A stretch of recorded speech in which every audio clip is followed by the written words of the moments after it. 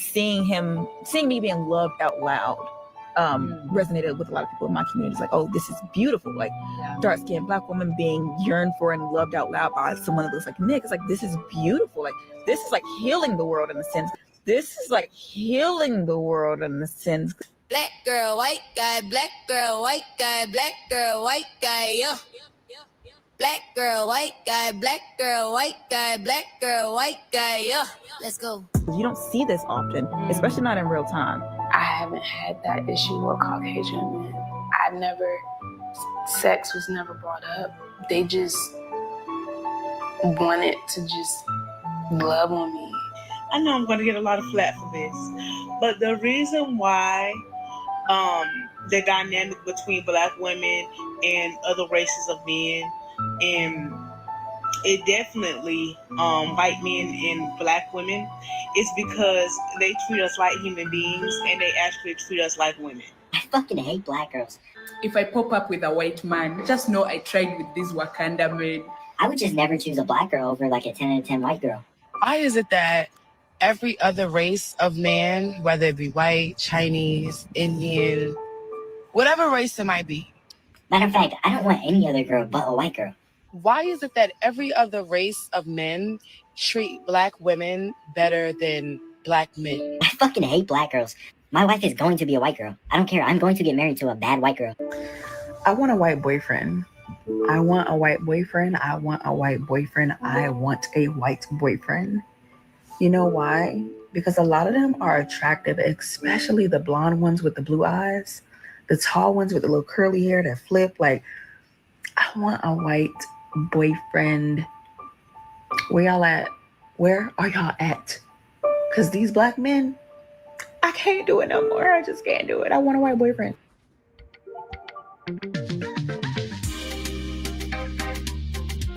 That's Sun. I'm going to say it again.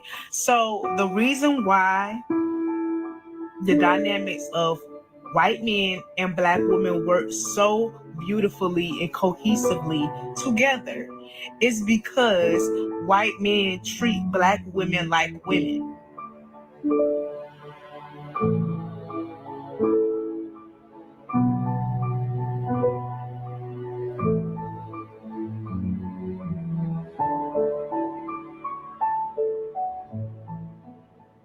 A few moments later. So is it gonna hurt if I pull your wig up? How hard is the glue? Could I just like rip? Is it like tearaway pants? Tearaway pants? Auto tune pants. Honey, where are my pants? I will put you out there in that hot box now. I'll put you out there for about 4 or 5 days now. But you done good now. You done clean the big house. You done cleaned up real nice now. Go outside, get you a little bit of daddy's pipe now. Cup of smoke. And come on back in and do the floors now, child. You lucky you get extra diesel tonight. I need somebody. I need somebody to help. Give me advice. Just help me protect my kids. I went to the police because my husband was doing inappropriate things. So that's what I needed to do in order to protect my kids. I've told them everything. I've sent them text messages of him acknowledging what he did. I've sent them pictures. I have sent them audio. I sent them audio of him saying, yes, he did that. Yes, it was inappropriate. I gave it all to the police. They have been harassing me. And I have been scared for my life. We have been in car chases. Every time I've gone to the police, I have called them. I have called them every single time. And this is the police department in Horry County, Myrtle Beach.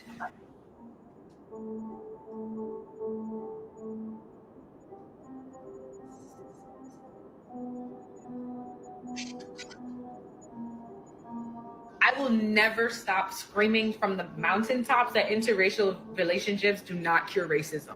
I grew up with a dad who's not Black, and the amount of anti-Blackness that existed in my home, I wasn't allowed to wear braids in my hair because they're ghetto. Wasn't allowed to have nicknames because they're ghetto. They used to make me scrub my knees and my elbows and overall my skin because it was too Black. I had this friend in elementary that I used to hang out with named Chelsea, and I was told that I couldn't hang out with Chelsea the first time they met her because she was too Black. As an insult one time, my dad told me that I looked like I'm gonna date Black men. He looked at my brother and said my brother is the one thing he hates, and when I said, what's that? He said a Black man. And I'm just gonna throw out there that he only dates Black women. Who he called the N-word anytime he got upset.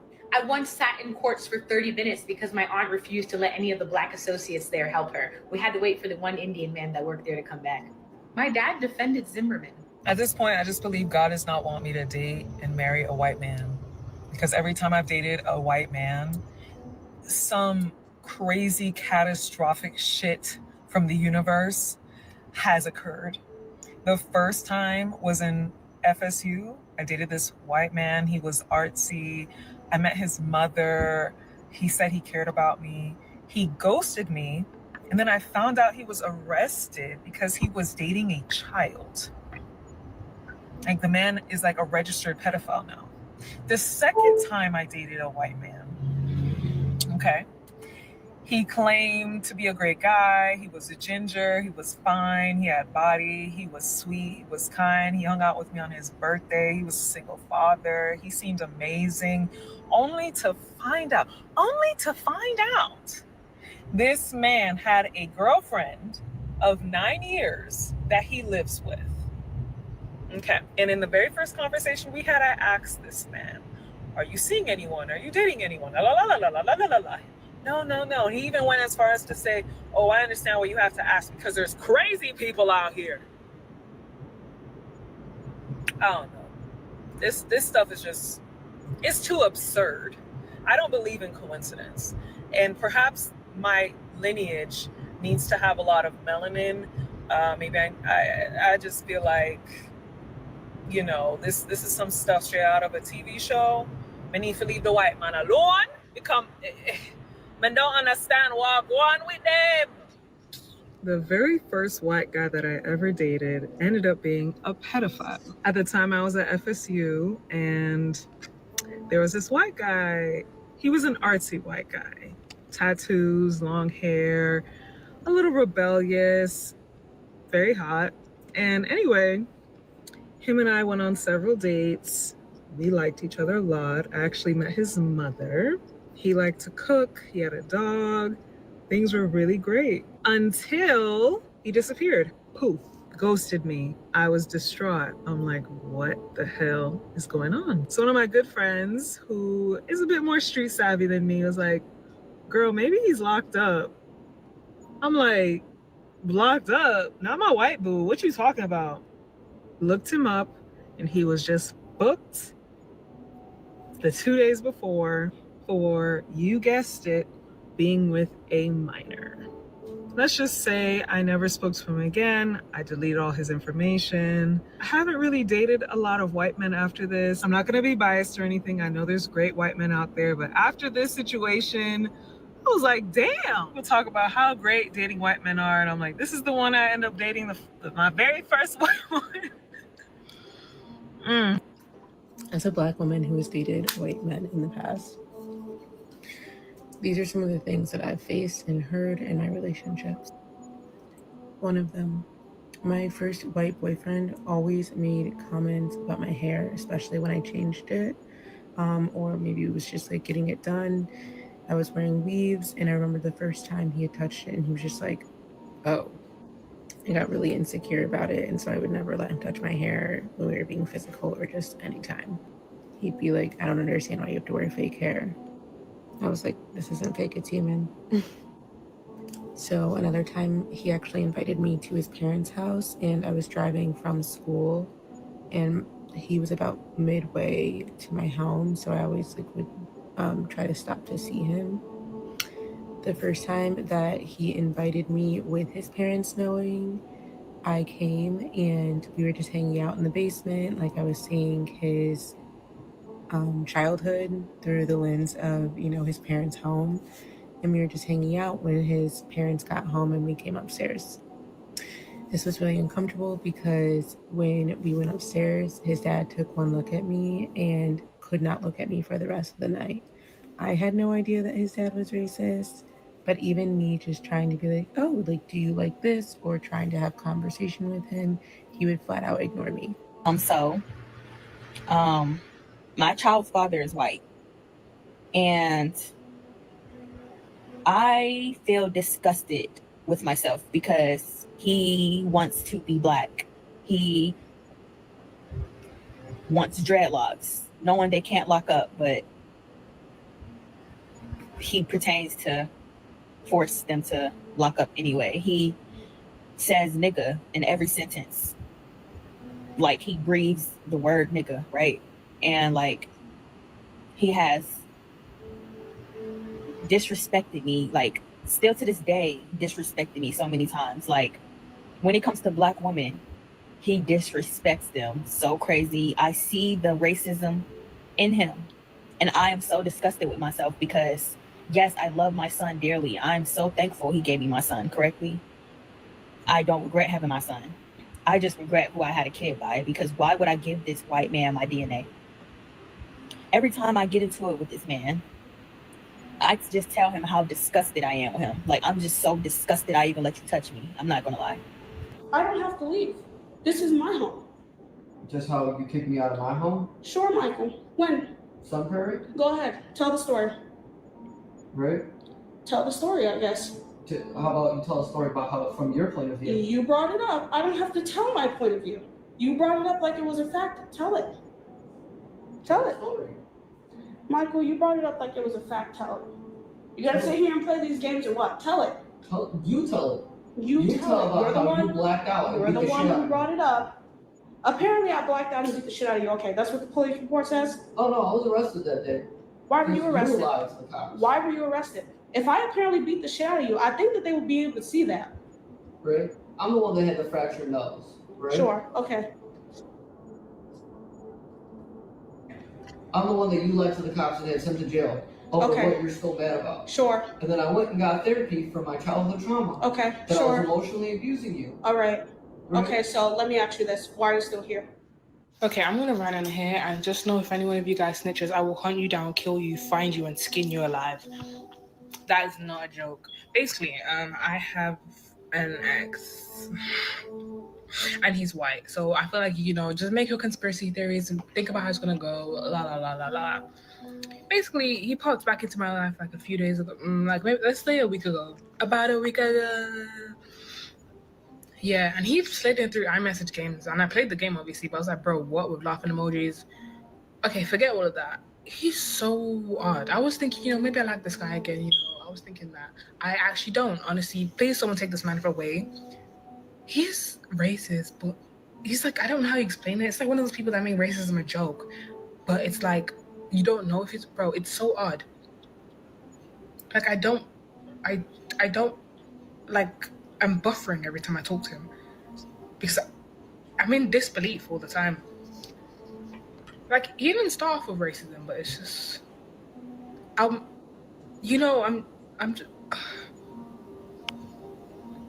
tweaking because, like, can you see this? Like, I'm at loss for words. Like, let me say one of the words. Let me say something he texted me. Get this big black woman away from me.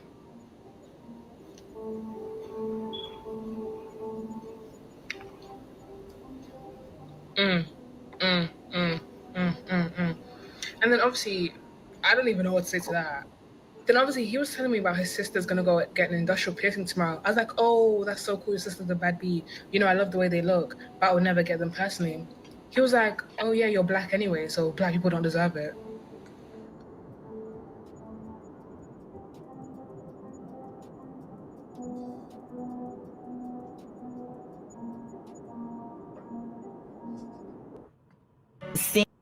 All right. We got one more to go. This is just a recap for those of you guys. Seeing me being loved out loud resonated with a lot of people in my community. It's like, oh, this is beautiful. Like, dark-skinned black woman being yearned for and loved out loud by someone that looks like Nick. It's like, this is beautiful. Like, this is like healing the world in a sense, because you don't see this often, especially not in real time.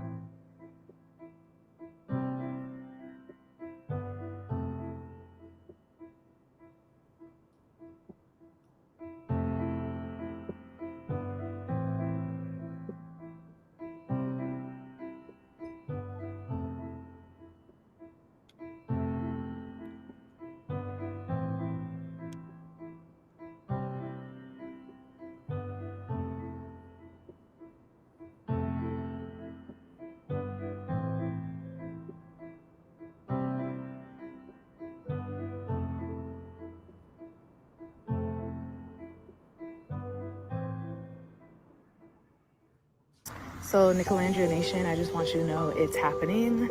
I was hit on by a white man today. I was at the farmer's market. My friend went to the bathroom. I was sitting by myself. And this man came over and handed me a flyer, gave me his little spiel. I was like, okay, cool. He turned around, started talking to some other people. Then he doubled back and said, you know, so I came over here because I thought you were cute. And then my friend came back from the bathroom and he was like, oh, and obviously this is your boyfriend. I literally laughed and did not confirm or deny my friend is very gay. And then he walked away so I didn't have to turn him down because I wasn't interested. But it's happening. I don't remember the last time I got hit on by a white man. I normally get hit on by old black men. So, yeah, it's happening. Black girl, white guy, black girl, white guy, black girl, white guy, black girl, white guy, black girl, white guy, black girl, white guy. Black girl, white guy, swirling like a milkshake, cookies on the side. Black girl, white guy, swirling like a milkshake, cookies on the side. Black girl, white guy, swirling like a milkshake, cookies on the side. Black girl, white guy, swirling like a milkshake, cookies on the side. White boys might be up right now. White boys might be up right now. Crazy turn of events, but sisters, I think it's time for us to start embracing the swirl. You have to look like Nick type of white though. Not Big Bang Theory type of white. At this point, if a white man flirt with me, I'm going for it. Because Nicolandria have like rewired my fucking brain. I literally have been off white men for like 5 years. I'm like, I'm cool. I'm good. Nah, I don't want to go back. This shit got me wanting to go back. I don't know. So keep them away from me because I will contemplate it. And I don't need to be doing that right now. To all my white boys out there, don't hit me up right now. Do not hit me up right now because it really can go down in the DM. Like, because me watching this Nicolandria stuff, it really got me going back to 2016 when I was in my white boy phase, like for real. And I'm really not trying to go back down that path, but it seems like I might need to rethink. So yeah, just give me some time to, blow off steam because your girl might be in heat. Like, I don't know. Drop them jaws, give me your wall, fuck me tall, yeah, he ball, and you know that he a boss pretty. So the white boys are up officially. I'm obsessed with Nicolandria, and at this point, I want to replicate it. So yeah, whatever that means. I love when people are like, it's a white boy summer, it's a white boy summer. Baby, it's been that for me. White boy summer, spring, winter, and fall. It's a white boy 365. Wake up. What are y'all talking about? BFFR. Be fucking for real. Like, just stop being ignorant. You too could have a white boy 365. 369 girls wanna drink wine. So I've noticed recently that there are quite a few white boy Nicolandria stands who are making themselves known on the internet. As I'm sure we've all noticed, there's only one Nicolandria. I just wanted to take this opportunity to go ahead and come forward with an offer myself, because at some point, yes, Nicolandria will be leaving the villa. And while this does mean that, assuming she leaves the villa not coupled up, that now you may have the opportunity to couple up with Nicolandria herself, I just want to remind you that there are plenty of black queens in the world who are just waiting for their Nick. And I am one of them. I wouldn't be mad if there was someone out in the world who was willing to be the Nick to my Nicolandria. Like I said, there's only one of her, but that doesn't mean that your options are limited, okay? Okay, thank you. My DMs are open. I didn't want to sound like a coon, but I'm gonna fucking say it. I know that white men's stock went up for black women on the dating apps after the Nick and Nicolandria episode. And when I say I want a white boy and I'm open to dating white men, what I'm talking about is Nick. From Love Island. That's what I'm talking about. I don't want spicy white. I don't want nobody cosplaying black because I can go get a black man. I like somebody with a little bit of spice who's from the South. You get it? Because if you're from the South, you automatically have that little bit of spice to you. You know, that you're just not trying hard. I feel like when people talk about spicy white, it's a lot of people cosplaying being black. And I don't have no problem dating outside my race. It's just stop cosplaying being black. A little spice ain't wrong. A little rhythm, a little groove, a little season. You know, it's not bad. But Nick is just a very good interpretation of what I'm talking about what I want. And I think, yeah, so I hope to find, if I'm gonna dibble dabble in there, I hope to find me a Nick, because that's real. I can't even be mad at it. I can't even be mad. Thank you. Well, Nicolandria is making these white boys so bold because why was I at the farmer's market this past weekend and a guy walks up to me and my friend, he's white, and he starts chopping it up. He's like, oh, I've seen you around, blah, blah, blah. I'm like, okay, cool. And then at the end, he asks for my number and he goes, out of nowhere, it's a Nicolandria summer. The way that both our jaws were literally on the floor, we were shocked and stunned. If we see an influx of mixed babies in the next year, just remember, yeah, summer 2025. I don't know who needs to hear this. I just got done watching 300 Nicolandria edits, and some of y'all out there are just gonna have to make peace with the fact that your soulmate is a white man. Good night. One of the great challenges in this world is knowing enough about a subject to think you're right. Also, is it just me, or are more white men coming up to you and speaking to you on the streets? Like, 2 white men have come up to me today trying to toss me and ask me for my number, and yeah, it's just surprising. Low key, I think it's because of Nicolandria. Like, these white boys are getting real brave because of Love Island.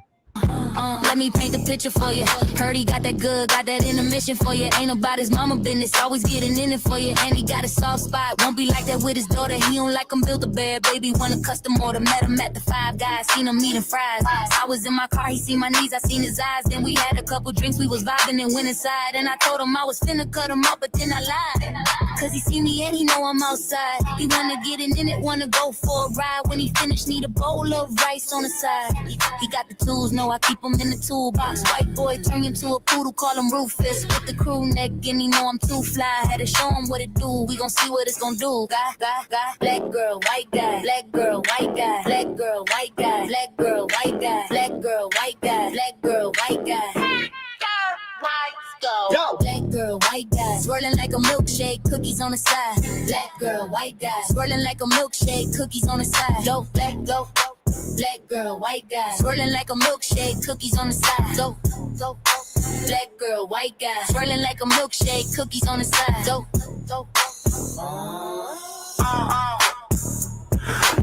She like a man, like she like a juice is tropic. Go. Baby from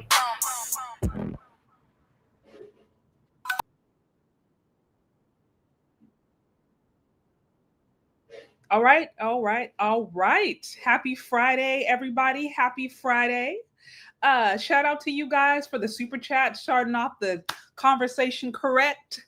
Slick Bronx with the 2. Peace be with you. Good work. Thank you so much for the support. I appreciate you. Also, Squeak Kid, it says, for me, it's just Pearly playing the flute on the background music. Honestly, I like to add the clown music or circus music at times just to try to make light of a situation that I think is actually quite dangerous. So shout out to you again for the love and the support. What's going on? The 18th letter is good to see you with the $9.99 of the super sticker. Always good to chat. Shout out to you also, Stuart D. Knight, author with 5 on the super sticker. Thank you so much, everybody. So this is obviously very last minute, very impromptu. My husband, actually, he was the one that encouraged me to talk about it because he was like, this thing is international. I think you should definitely do a live on it. So I'm gonna try to cover this off briefly. I did a rather long, but I think also necessary recap of what has been going on over the last, honestly, I think the last few months, but particularly I've seen it within the last few weeks. And that's this whole Nicolandria effect, this whole Nicolandria twin, which is basically, this couple that got together from Love Island, and the ladies are just into it. Now, I think there's a couple of things going on right now. And it's funny because I tweeted something, I'm trying to remember if it was the end of last year, the beginning of the year. And, my prediction was that as we saw the economy change and as we saw a resurgence or mobilization of ultimately white nationalism or white supremacy, you were going to see Black women embrace swirling. I have to see if I can find that tweet. I remember just putting that out there being like, I think there's a correlation. And here we are, fast forward, into September. There's been so many changes just within this last year. And I feel like what I mentioned is starting to come true. As we see social tensions, political tensions become more tense, we're seeing we're seeing just tension racially. I mean, I'm seeing posts of white women who are basically trying to appeal to white men by putting up, Nazi signs and, Hail Hitler and all these like crazy stuff, trying to appeal to this radicalized base that is growing in America. And I think it's just very much, we're just seeing, I think, just a resurgence of things that has honestly always been there, but especially now, so because of a lot of the different tensions that are going on.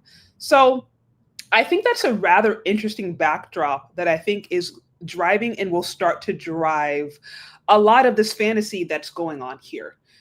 And I want to make it very clear that, when it comes to the Nicolandria Craze, there are many different things I think Black women actually need to be worried about. And the problem that I have with not only the Nicolandria phase, but this whole swirling and divesting movement that I've been covering off now for years is the fantasy. It's just the whole fantasy. It is literally the fantasy that, in my opinion, hides a very dangerous and dark reality. And that is not to say that every person in an interracial relationship is having a divested disaster. There are obviously interracial relationships that are fine and do well and are just like normal couples. They go through the normal challenges that any couples go through. So, I'm not talking about these things, and I'm not going to address some of these things as a way to say that everybody who is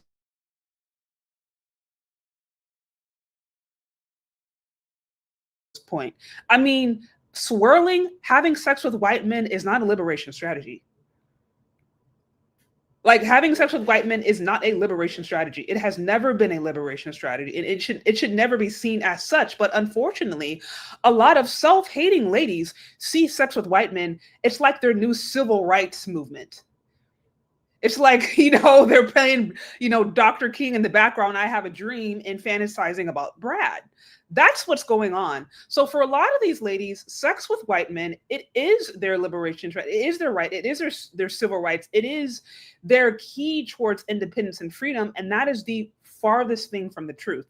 And these ideas are particularly dangerous in a time when we see white-only towns popping up, in a time where there's actually a lot of fear and there's a lot of disdain that certain classical Americans, unquote, are having about an America that's becoming increasingly more diverse, America that's becoming increasingly less white.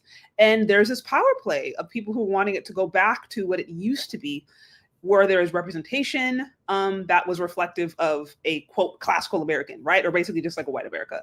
So I'm just saying, like, there's so many different things going on here, and like this stuff it's not being talked about. That's what really, really, really, really annoys me. So I started off by showing you guys, again, for those of you guys who are not, familiar, again, the Nicolandria effect, that is this craze that has been all over the internet recently because of these contestants who were on Love Island. And I don't pretend to be an expert on Love Island. I am not. A lot of these reality TV shows, I get to where like I can't watch it because I feel like so much of it is scripted, or even if it's not scripted, so much of it is just people going online to get clout. Like, I don't ever really see it as that serious. Nevertheless, it's super popular. So you have this couple, Nicolandria, right? It's this, this dark-skinned woman and this basically white dude who is just making its rounds all across the internet. I saw CNN talking about it. I've seen Netflix talking about it. So let me pull up real quick, you guys, and give you guys a quick recap of just really how much this particular relationship, I think, is, how much it's really penetrating just as far as media and all that. Okay, so let me bring this up for you guys. I'm just going to read it real quickly. Let's see. Okay, guys, bear with me. It's been a while since I've done this, so I'm like, wait, what am I? Stop. Okay, so let me share this. So I'm gonna share with you guys real briefly this article that I saw CNN share.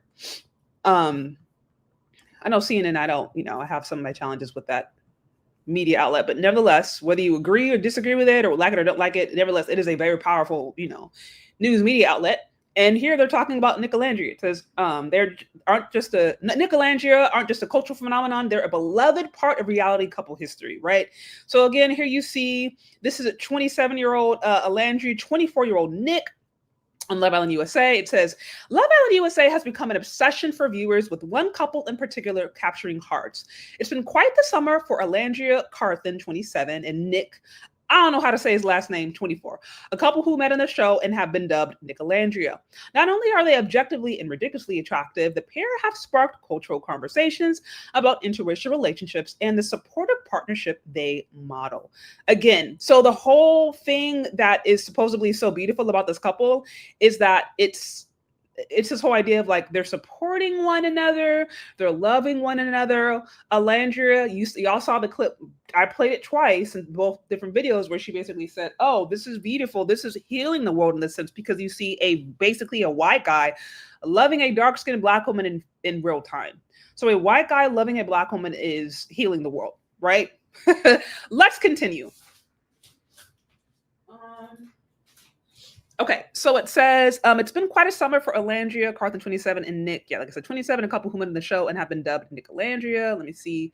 If you are one of the few still unfamiliar with Love Island, you would say the series is the American offshoot of a popular United Kingdom reality dating show in which a group of men and women live together in a villa with the hopes of finding love and winning a cash prize.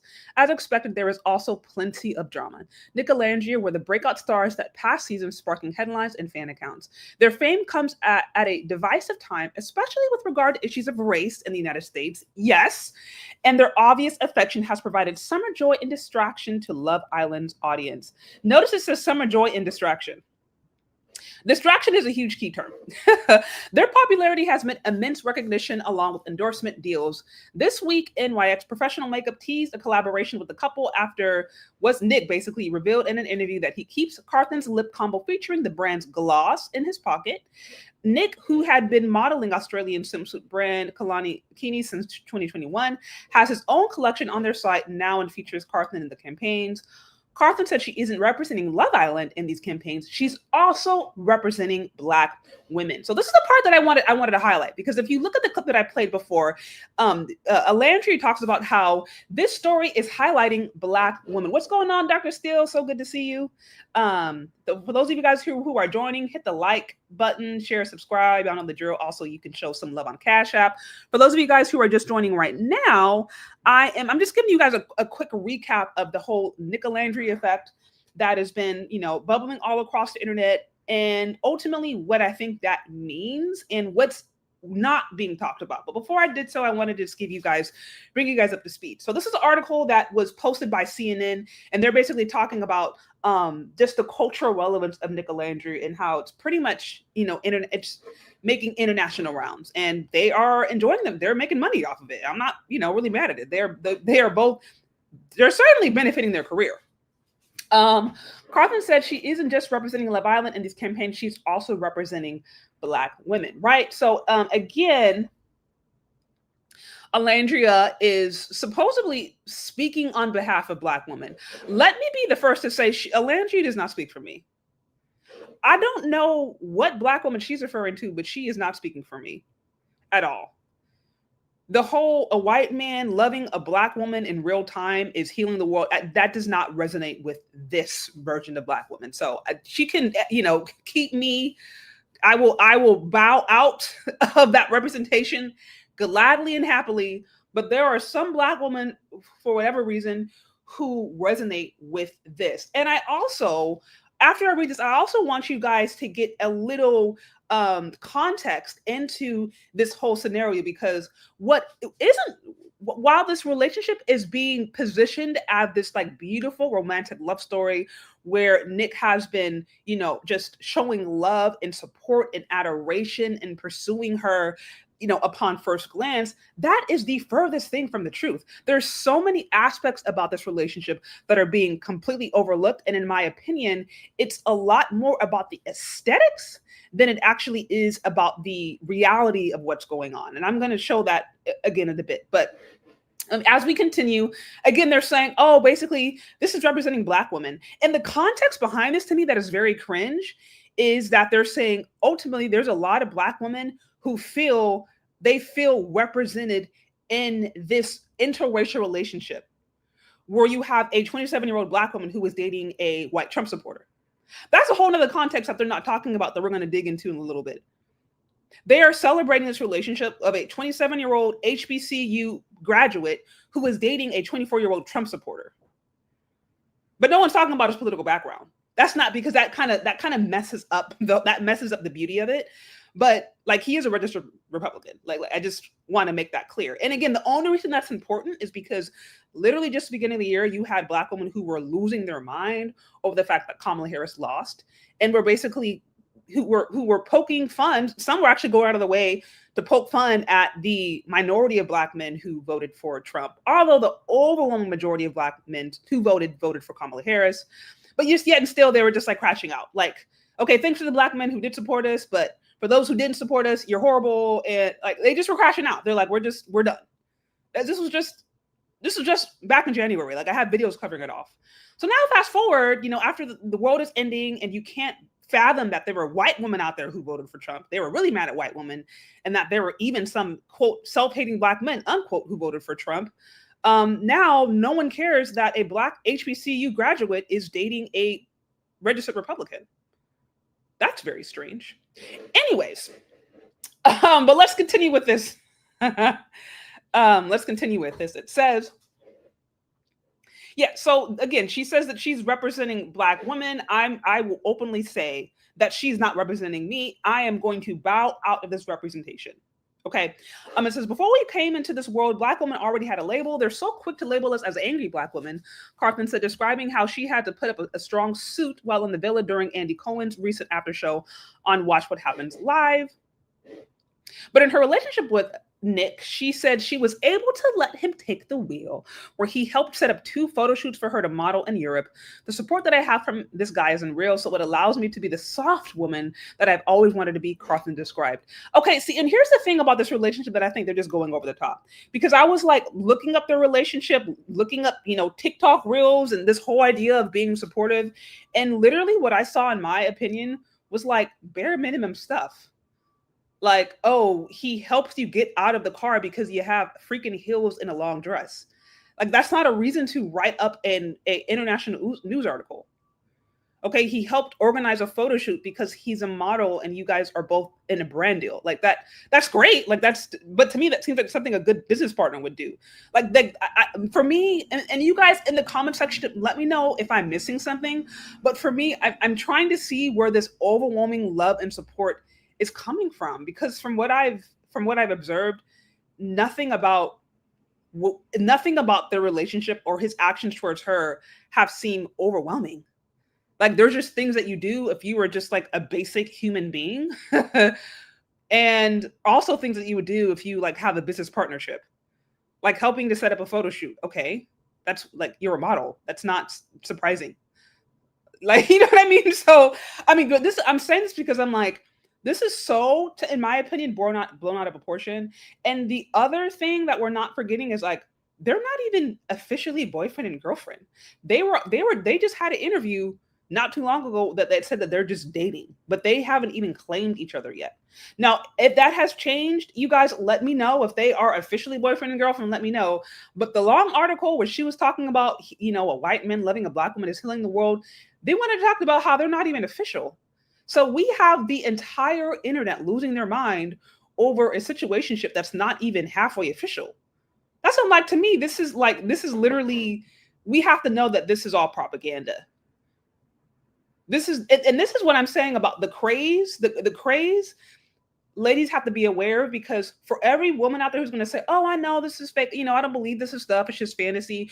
I just showed you a compilation, almost 25-30 minutes of Black women who basically actively out of their mouth said that they are now considering white boys because of Nicolandria. Like, they actively, aggressively said that, like, explicitly. Like, they weren't kind of beating around the bush. They weren't hinting. They explicitly said, Nicolandria now has me back at my white boy phase. One literally said, Nicolandria has rewired my brain. Another Black woman said, I just watched 300 edits of Nicolandria. So I'm just saying, like, media is incredibly powerful. They know what they're doing. And when you see all this fanfare over a relationship that, in my opinion, is like hella basic, and not even a confirmed relationship, it's like, bruh, like, are we not seeing what's going on? And notice even the words that they use in the article. Earlier on in the article, they said this is a welcome distraction from racial tensions in America. Literally said that. Then she goes on to say, oh, I'm representing Black women. Literally said that. Right? So yeah, so that's what I'm saying. It's like, we have to be a little more, we got to be a little more in the know here. Okay, so this one, I think we're almost done here. It says, it's not the first time that a pair who met, actually, I'm gonna go back. It says, but in their relationship with Nick, she said she was able to let him take the wheel. Yeah, so basically she's in her soft girl era now because he scheduled a photo shoot because he's a freaking model and they both have a brand deal where they're getting money. So, I mean, that's basically it. And the article goes on to talk about other celebrity relationships that got some traction, et cetera, et cetera. And listen, you know, I am not here to hate on anybody's love life. I'm like, and I've said this before, the only reason you see me harping on these swirler relationship stuff is because it's cringe as hell and it's used to promote propaganda. If there was like genuine love and support going on, I wouldn't have nothing to say. I'd be like, okay, that's cool. You guys found love. Like, you know, you're building a healthy relationship. Good for you. Do you, boo? Like that is actually my honest mentality when it comes to people going and finding love. Now, of course, I am always going to be a supporter and promoter of Black love. I'm on Black love all day, every day. Like, I will always support seeing Black men and Black women get together, have a healthy relationship. Like, I'm always going to support that, particularly now when I understand there's such an attack and there's such incentive to keep Black women and Black men divided. So that's always going to be something that I support. But I'm not, opposed to somebody who finds love outside of the race or finds happiness. But we have to stop pretending that this stuff isn't propaganda. What I just read from CNN was an entire article on propaganda. They started talking about how, amazing this relationship is, how they're a cultural icon, how she's now in her soft girl era because a white man scheduled a photo shoot.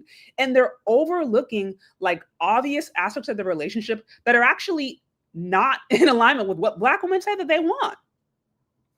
And for those of you guys who were just catching on, what I'm going to do, I'm going to just play a recap real quick. This is another video that I dropped earlier this week. And it just basically gives a whole rundown, the reality of the relationship. I have to give a special shout out to Exoticals United because she just completely broke this thing down. But what you're going to see is a recap of what's actually happened or what is actually going on in the relationship. And it further reiterates how so much of this stuff is propaganda. And in a bit, we're going to talk about why propaganda is incredibly dangerous in today's social and political climate. And why if Black women if they don't start waking up and dealing with what's going on, you're going to continue to see more and more divested disasters. And when I say divested disasters, I don't just mean a mad baby mama who all of a sudden now tries to turn pro-Black after her white baby daddy stopped paying child support. That to me is like best case scenario. Best case scenario is a white man broke your heart, or you found out that he was racist, or you found out that he don't really like you, or you were just a phase. That's actually like best case scenario as far as if a relationship doesn't work out. But some of these are deadly. And I don't know if it's just my algorithm. I don't know if it's just what I'm seeing, but I'm constantly seeing this theme of young Black women who are dating these older white or non-white men, and they end up like brutally unalived. We'll go into that a little later. I have a few cases, even one more recently that's just made headlines today. But like I'm saying, like we have to be aware. This is happening at the same time you're seeing Nazi schools that are being funded. I just covered that off a few months ago. You're seeing white-only towns popping up. These people are on X. These are millennials. These are Gen Zers. These are people in your generation who are saying, we want our white towns. We want our white areas. We don't want any of this swirl stuff. But what you don't understand is that there are some people who in their whiteness are antagonistic to Blackness. And Black women have this fantasy that just because a white dude will sleep with you, that he doesn't have racialized or stereotypical views. And that is the furthest thing from the truth. There are countless examples of white men who slept with Black women going all the way back to slavery, who saw them as animals or who didn't like them. And an inability to recognize that is what is continuing to lead to this growing trend of divested disasters. An inability to recognize just because a dude whistles at you, buys you a little hot dog, or sometimes they're not even buying hot. Sometimes these women are just so desperate. The man ain't got to do anything but just look at you. You know, and if he slides in your DMs to give you time of day, you're going to give him, like, they don't understand that sexual access or sexual attention does not equate to someone actually liking who you are, respecting your Blackness, and not hating you. And an inability to discern between the two is completely deadly. That's all I'm saying. An inability to discern between the two. To act as if being in your white boy era is the safest place for a Black woman right now is completely delusional. Can you find men of other races? Can you find white men who will love and respect you? Yes. Like I said, I personally know people in my family, some of my best friends who are in interracial relationships, and they have great marriages. So that can happen, but you have to be real about what that means. Every single person that I know in an interracial relationship is very candid about the fact that they have somebody in their family who is racist, or peoples in their family who is every single one. Every single one. So even if you find a man who is not that, or who wants to respect you, 9 times out of 10, you're still going to have to deal with that, whether it be their parents themselves, their grandparents, their aunts, their uncles. And in the worst case scenario, even then, here's an example. Knock you out with some sleeping pills. I know you're recording me. Stuff your body in the barrel, let your body disintegrate. This is a white man talking to his Black, I think now, ex-wife. And ship you off to Beijing, China, where you become the gumbo gabby. But I will put you out there in that hot box now. I'll put you out there for about 4 or 5 days now. But you done good now. You done clean the big house. You done cleaned up real nice now. Go outside, get you a little bit of daddy's pipe now. Couple smokes. And come on back in and do the floors now, child. You lucky you get extra diesel tonight.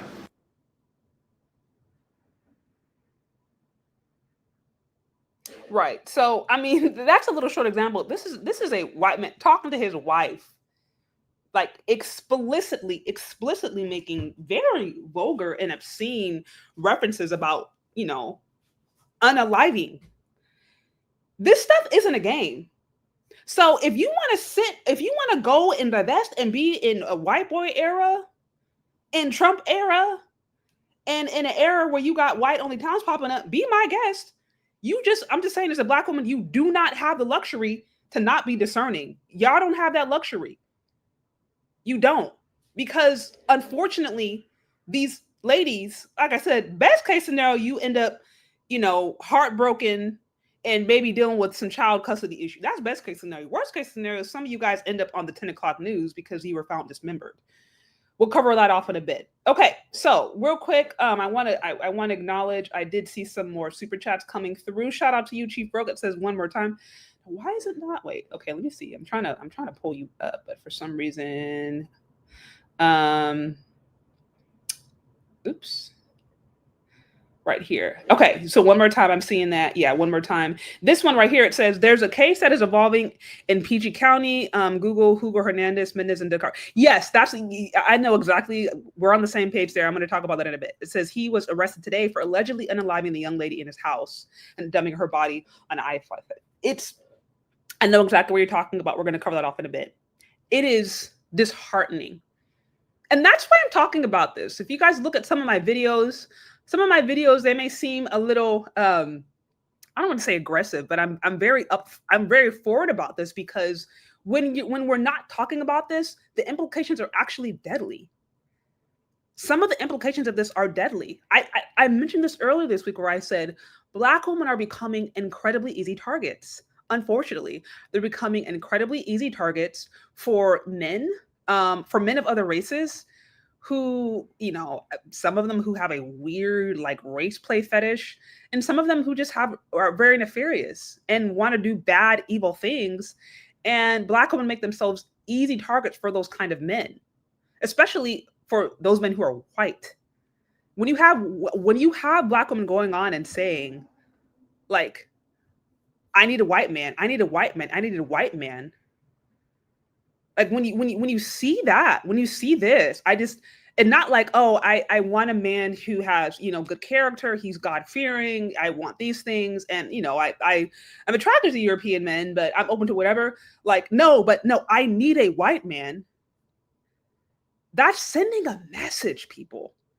Especially at a time where you have white guys going online and saying, actually, I hate Black women. Actually, I think they're ugly. Actually, I'd never choose a Black woman. I mean, yeah, you have videos of that. I posted that in my previous. Okay, so with that said, we're going to go back a little bit. Actually, no, there's a few more I wanted to read real quick. So again, shout out to you, Chief Roca. Appreciate you. Here it says, there is nothing that can be done. I mean, other than people like you who calls out the blatant programming. But as far as efforts of Black men, we can't regulate how vulnerable Black women are to emotionally exploitation. Yeah, I mean, honestly, and that's really, I think that is a larger conversation. But some of this stuff we're understanding these are generational issues. These are issues that I think that have been going on for generations that are now showing up, that I think would require, you know, something more than just, you know, Black men saying, okay, we're going to try to protect Black women. Like, what does that even really mean? What does it even really mean? You're talking about issues of the community. I mean, you're talking about community organizing. You're talking about nationalism. You're talking about building Black industries, Black businesses, Black realities that help bridge that protection, which would require Black men and Black women coming together and working together. Like, that is such a larger conversation. And I think a lot of what we're seeing right now is women who are grasping for air or grasping for an insurance policy, or grasping for help in a toughening economy. And instead of looking at the reality, instead of finding, in my opinion, healthy, productive ways to address the harsh reality that more women are experiencing, it's easier for some of them to go back to, oh, I just need a white man to save me. Because that's what media shows them. Media shows them, oh, now I'm with a white guy now, I'm living a soft life. That's literally what the CNN said.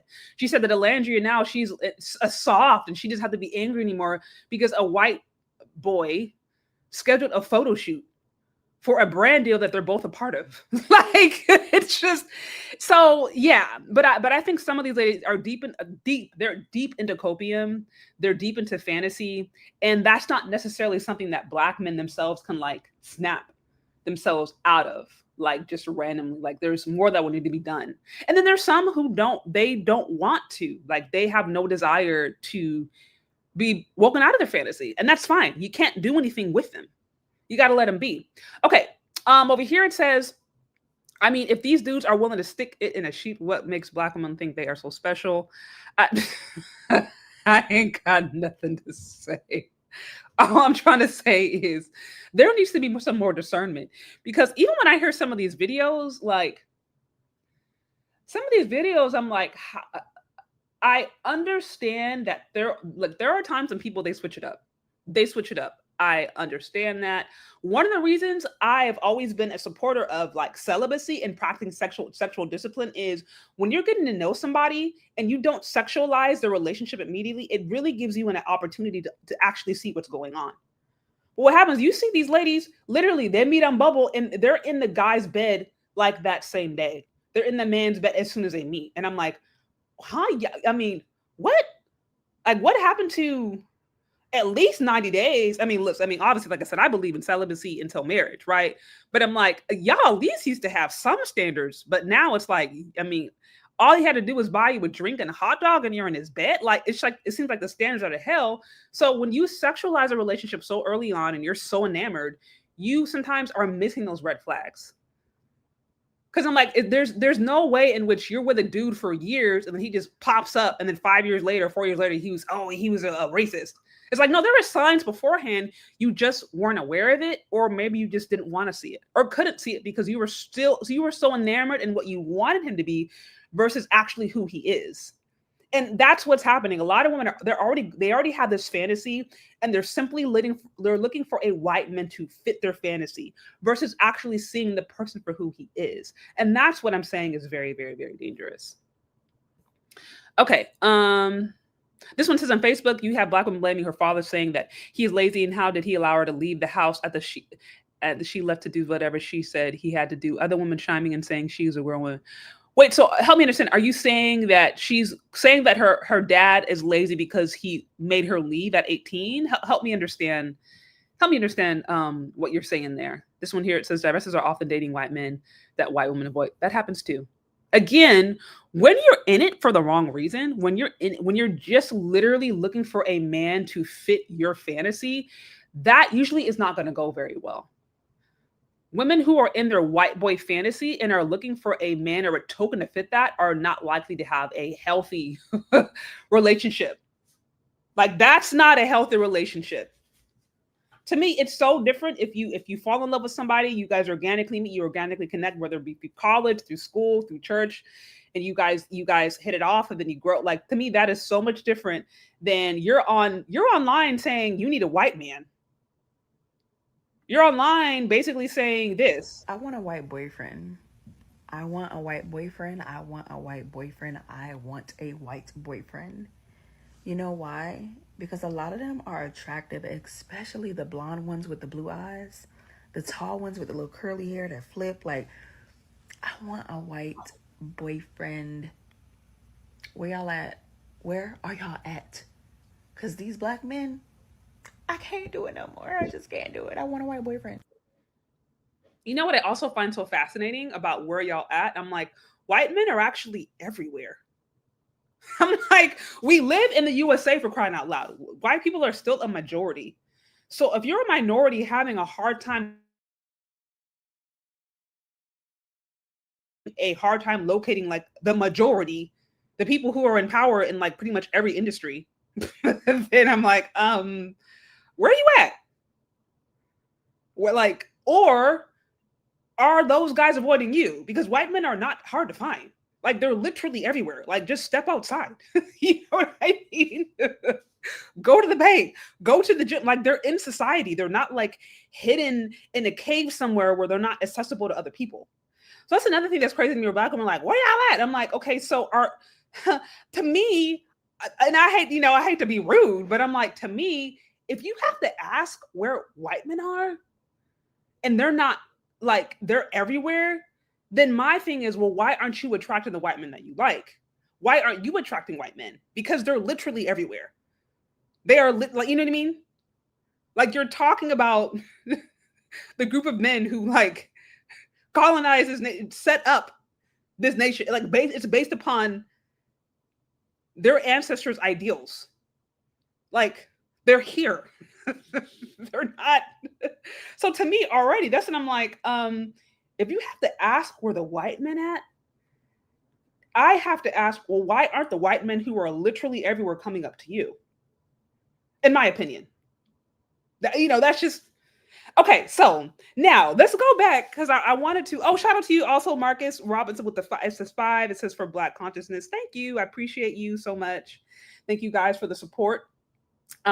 This, I do think this is important because, it's like, I hate to harp on this stuff, but I really do think this is being pushed in the media. I really do think there is, I think that there's definitely some, I think it's being pushed. I don't think all of this is organic. I think there is an agenda behind it for sure, for multiple reasons. But because of that, it's like, we have to address it head on. Like, we can't be distracted. Like, Black women don't have that luxury.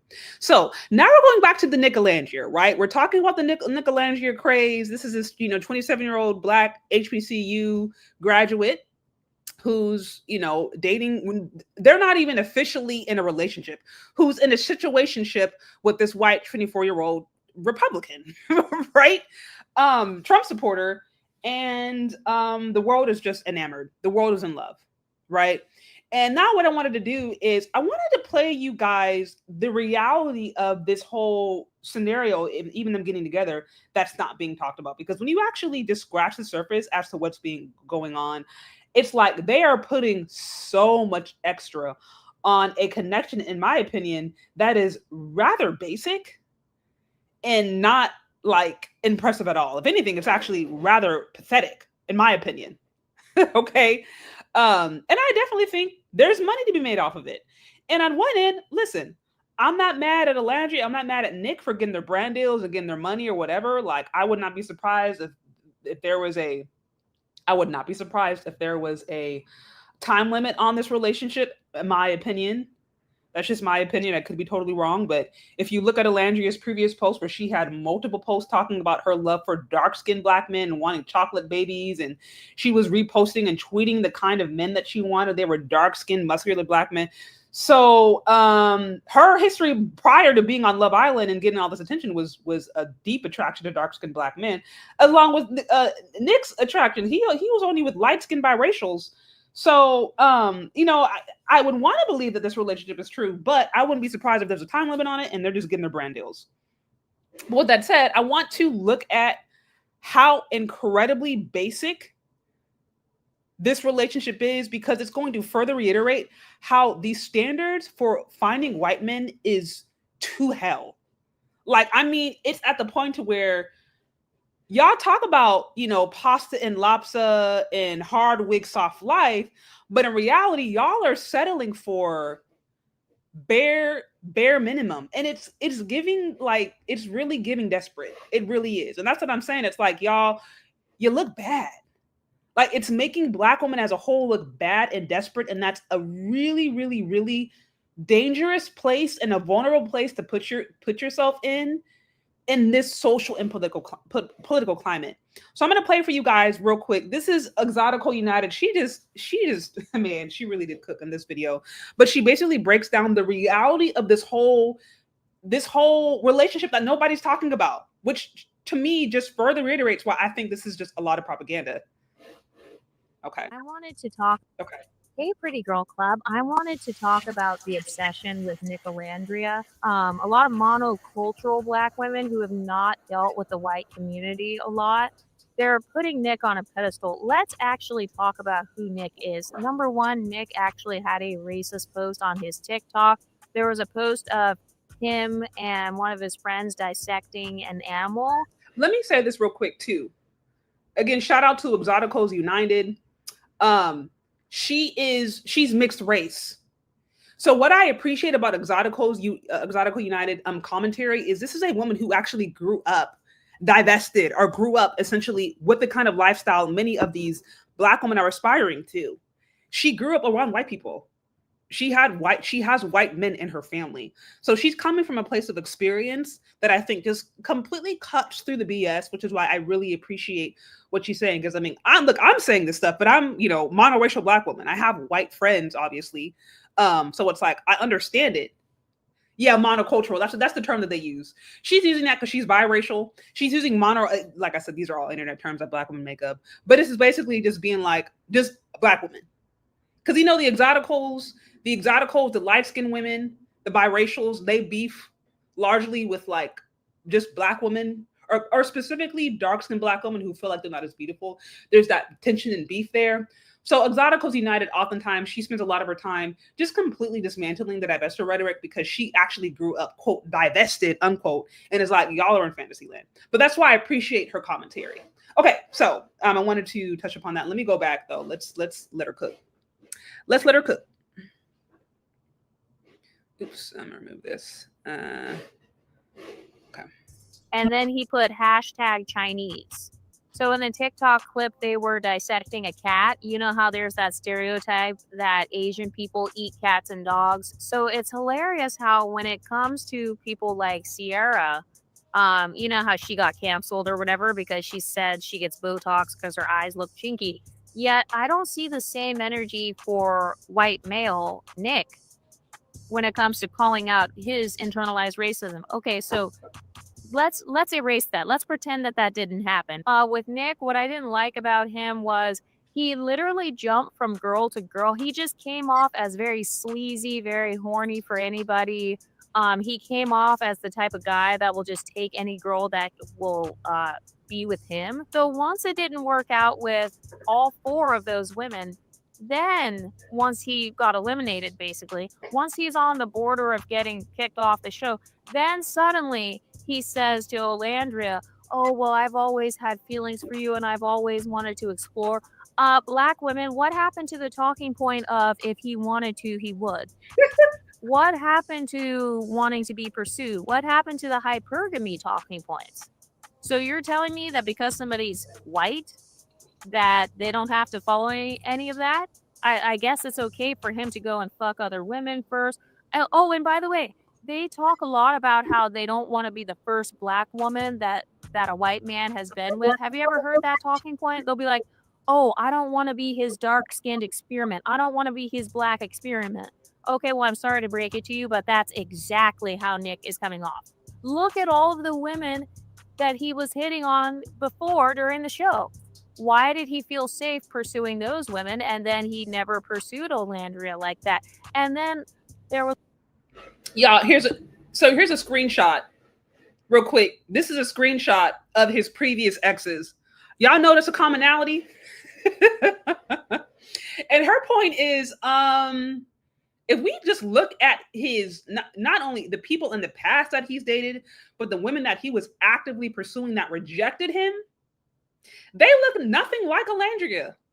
And that's not to say Olandria isn't a beautiful, attractive woman, but why are we celebrating a dude basically getting his last pick? Like after he was rejected from all the women that didn't want him, now she's like, what's impressive about that? Like, that's not anything to celebrate. That is sending the wrong message. And I have to say, I agree. And again, another thing that I appreciate about her, and again, this is a woman who grew up, like part of her family is white. So she's coming from that experience. She was like, why are y'all putting hella extra on these basic white dudes? And I mean, and you know it's bad when you have white men coming out being like, I am so freaking annoyed at these white women who pedestalize me. Like, it's weird. It's weird. I've seen a few white male comedians make jokes about it. Like, oh, you know, nobody can make me feel better than a black woman, or some dudes talking about how, like, you know, now they have to scream because some of these women are like pedestalizing them. And like, and it's weird. But that's what she's saying. It's like, why are y'all putting hella extra on a dude that if he were black, y'all would have canceled him day one. And two, like, never really showed that he was into dark-skinned black women like that. He's only getting with dark-skinned black women because, and she'll go on to explain this, because all the other women rejected him. And if he didn't choose somebody on the show, he would have had to have gone home. But anyways, I'll let her cook.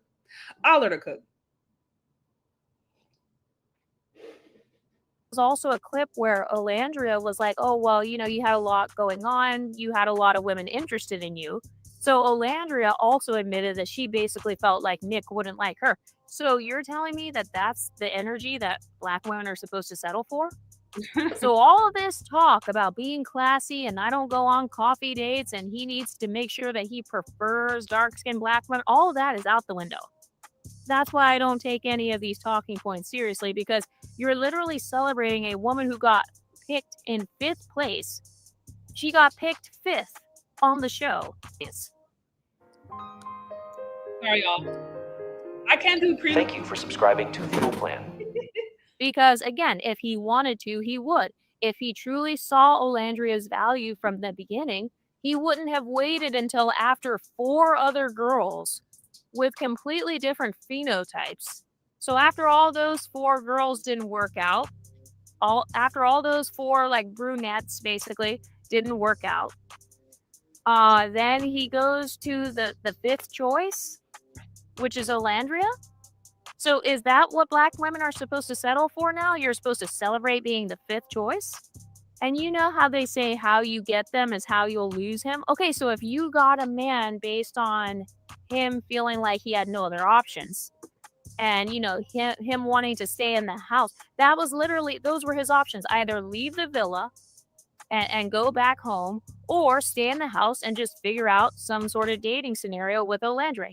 Was putting her in the friend zone. And then I see some people saying, oh, well, Olandra put him in the friend zone. Okay, still, he sure had no problem being in Olandria's friend zone while fucking Sierra and making out with Bella. Even his own parents called him out. I actually really like Nick's family, but even his own parents called him out for his trashy behavior. Did you guys catch that? His parents kind of remind me of like my background. His parents called him out and said, why did you do that? Like, why are you just sleeping around? Like, basically, we raised you better than that. I don't put people on a pedestal because they're white. I don't say that somebody's high value because they're white. Also, what happened to the hypergamy talking point? Nick is in his 20s and he's a nurse. Do you think that he makes $500K a year? You think he's a millionaire? What happened to all these women talking about, oh, hard wigs, soft life, black women in luxury? If Nick and Olandra were to get married today, I don't believe they're ever going to get married, but let's say they were to get married right now. Do you think that Olandria would be living a multi-million-dollar lifestyle? No. The fame that the Love Island cast has right now, it's at its highest peak right now because there is no other season of Love Island USA right now. But as soon as the next season of Love Island comes out, as soon as the new cast comes in on Love Island USA, all of these cast members today, their brand deals may decline a little bit. You know, kind of their fame, their visibility might decline a little bit.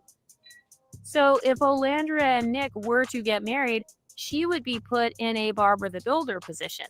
It would be more of a 50-50. That's really the vibe that they give me. It's a 50-50 vibe. You're doing brand deals together. Okay, so you're both employees together. It's not like he's just coming out of the gate providing. This guy he was a nurse. He's a nurse in his mid-20s. How much money do you think a male nurse makes in their mid-20s? So they just graduated college a couple years ago. Oh, and did I mention the fact that Nick was basically homeless? Yeah. I bet the black community didn't look that up. So that's how I know that they're just pedestalizing whiteness. Nick before was in Jacksonville, Florida, if I'm not mistaken. And his lease ended in Florida right before he went into the villa. And then when he got back, he was kind of looking for apartments. And I guess he was trying to find somewhere to live, like in LA, or he just recently moved to LA. So you're telling me that a man who is between homes. So this is the definition of hypergamy? You guys. So I just had to let her cook. I just had to let her cook. If y'all want to go check out the full video, you can. Biracial woman destroys black woman's for their fantasy. I mean, like, I listened to the video and I was like, I really don't have nothing else to say. So I'm just going to let her, just because she's a lot more familiar with Love Island than I am. And more importantly, like, I appreciate her because she's coming from a position of one, being the product of the divested lifestyle that many of these women claim that they want. And, having part of a family who's like actually white. So she can speak to this from like from a actual real life experience. And so I think her point of view is a lot more valuable when it comes to that. But like I said, I mean, it just was, when you understand the details, it's actually pretty pathetic. You have a 24-year-old dude who was in between homes. Literally, I mean, he was posting stuff on TikTok talking about, needing a place to stay, trying to look for a new apartment. And again, like I said, he's just out of college. So of course I'm not expecting him to be a millionaire, but I'm just saying, like, the whole hard wig soft life.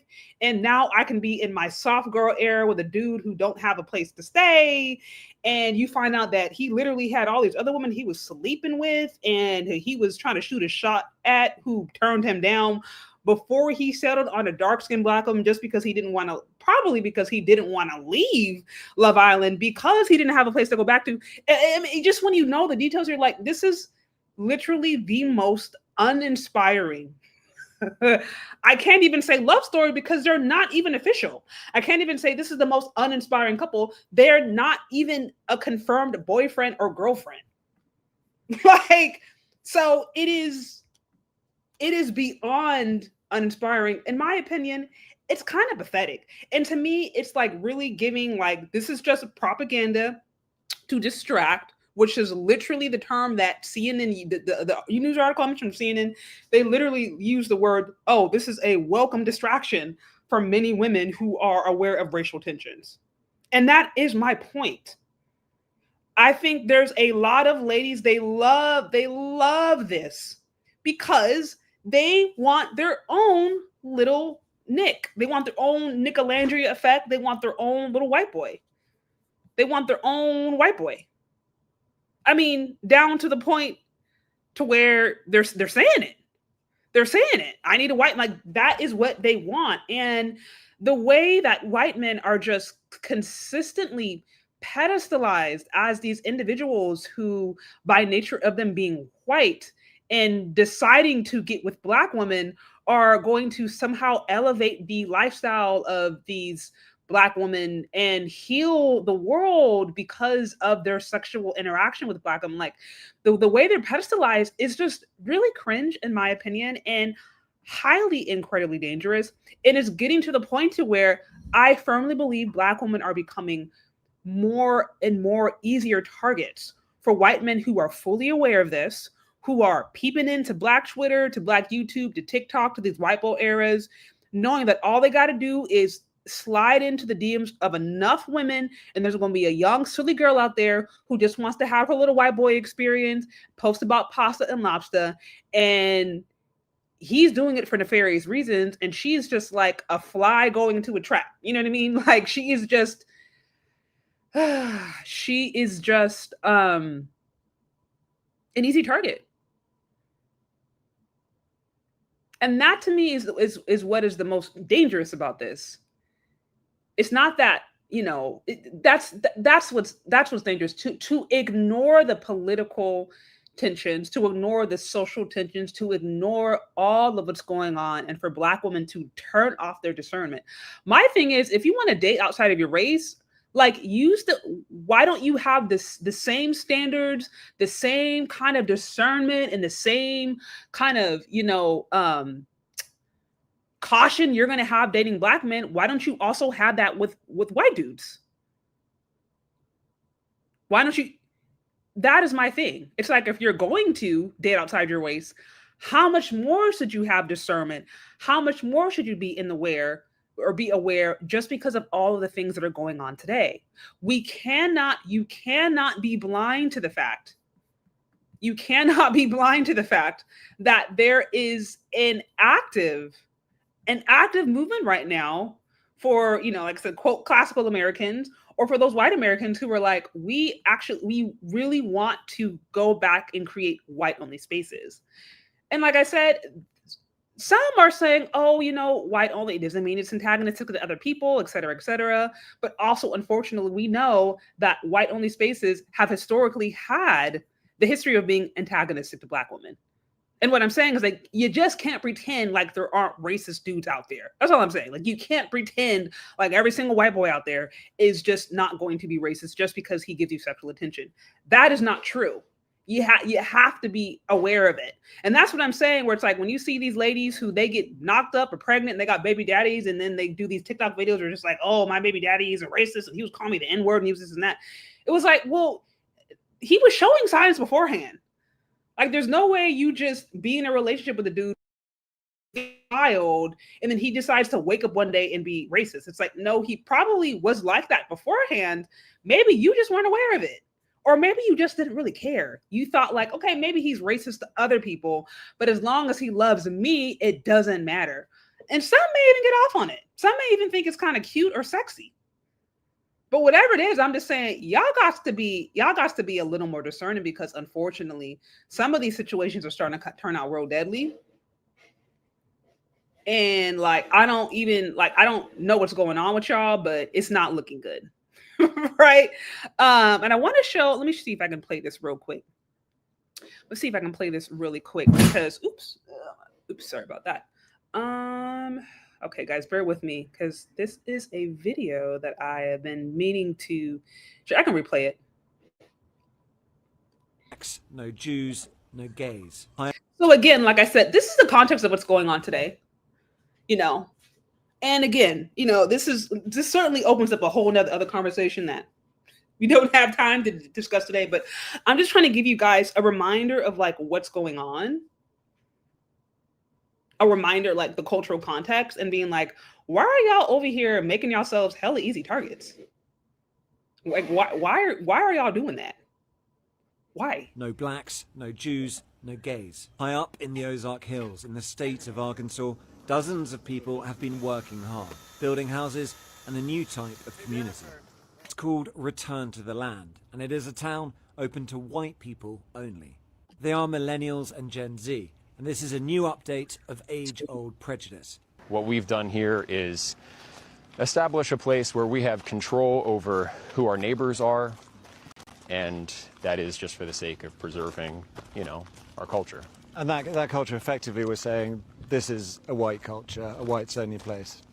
White American culture. But what this sounds like is bringing back segregation. Is that a fair assessment? It's free association. So we're not trying to keep other people down. This is a small settlement in the middle of the Ozarks. But they are being kept out, even if... Well, I mean, you don't let everyone into your home. Around 40 people live here. Hundreds more from across the world have paid to be members. And while the men do the physical labour, the women take care of the children who live here full time. It could be a very loving community if you're part of the community, but if you're black, or if you're Jewish, or if you're gay, you can't be part of that community.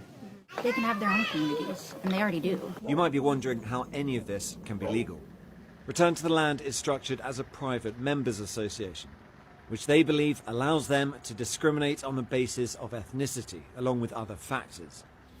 That has yet to be tested in the courts and may well fail. The Arkansas Attorney General has said his office is now reviewing the matter as a result of our reporting, and that there is no room for racial discrimination in Arkansas or anywhere in a free society. It says black women need their antebellum swirler fantasies, realize they all want to be Salad Hit Me. So I just wanted to show you guys that, I mean, there's so much to unpack there. Shout out to you with the $5 on the super chat. Let me also show this real briefly to you. Again, I'm just trying to give you guys just a backdrop of what's going on. Here's another one. It says, Nazi flags can fly in Utah schools, but not pride flags. GOP lawmakers say a new bill would allow for Nazi and Confederate flags to be displayed in some instances in the Utah schools and government buildings, but pride flags would be banned, right? And so again, it just goes on to talk about obviously what's going on. They're okay with Nazi flags going out. Like, obviously there are political implications to that. Like, there's political implications to a resurgence of neo-Nazism. Like, we can't afford to just be dull here. And that's the thing about it. Like, we have to also read between the lines. Like, sometimes some of the stuff to me is blatant. If you're saying you want to put out Nazi flags and flags that are representative of like the antebellum South, aka like you said, swirler fantasies, but literally slavery, like we already know what time it is. I'm not gonna sit here and debate with you and try to grasp in the air. We already know what time it is. You're just trying to be politically correct, but at least some of them now are going out and being like a lot more open. You're seeing that now in X. You're seeing, I think, a lot more honesty around racism, which I actually honestly appreciate a lot more than this kind of fake or the political stuff where it's like they inward in their heart like hate you and want to send all y'all Negroes back to Africa, but they can't say that because they don't want to be canceled. But now I think in this era, then it's becoming more popular, or I think more accepted, to just be open about your hatred of minorities or blacks or whatever. All I am saying is you can't overlook this stuff. If you want to be in white boy era, fine. Don't act like there aren't white men out there who will be deep, they'll be deep into this stuff. They'll be deep into this, not liking black folks, actually being antagonistic to black folks, actually hating black people, and will sit up there and have sex with you, and maybe in some instances even create a child. Like, let's not act like that doesn't happen today. And an inability to like be for real about that it's so dangerous. And you have these young girlies who they don't know nothing. These 18, 19, 20-year-olds, they're still trying to figure out themselves. They don't understand history. They don't understand politics. Because like I said, the education system right now is just like to hell in many places. So they don't know anything about anything. So they will sit up here and straight have a whole romantic dinner date with a neo-Nazi and be completely confused. Looking at his tattoos being like, oh, that's cute. What does that mean? Be hella like, they'll be so clueless. They will be clueless and end up being like that dude's dinner. Or they'll end up on the 10 o'clock news a week later after this missing person was found in the forest somewhere dismembered. And that's actually what's happening. So let me show this one more example. Let me see if I can find it real quick. Y'all bear with me. I should have had this up before. But for those of you guys who are here, be sure to like, share, subscribe in the meantime. Let me find this one more example. And then on the meantime, I'm going to go. Can I find it? Yeah, let me go. I'm going to go on a quick little break, you guys. Like, share, subscribe. Show some love on the Cash App. Venmo, Shay Charday, if you like what's going on here. And then I'm going to go on a quick break, and then I'm going to pull up some more examples. And then we will eventually drive this thing home. Okay.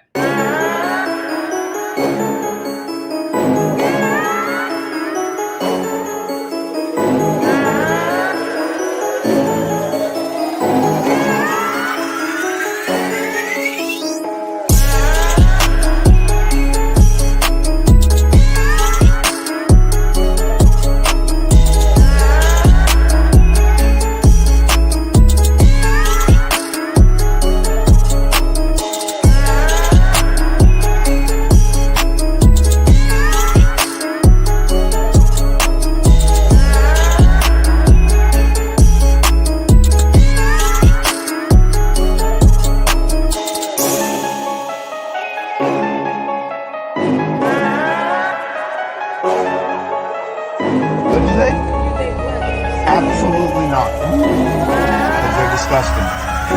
Yeah. Yeah, you got the big rooms. Yeah, thanks, I know. I know, thank you. I know.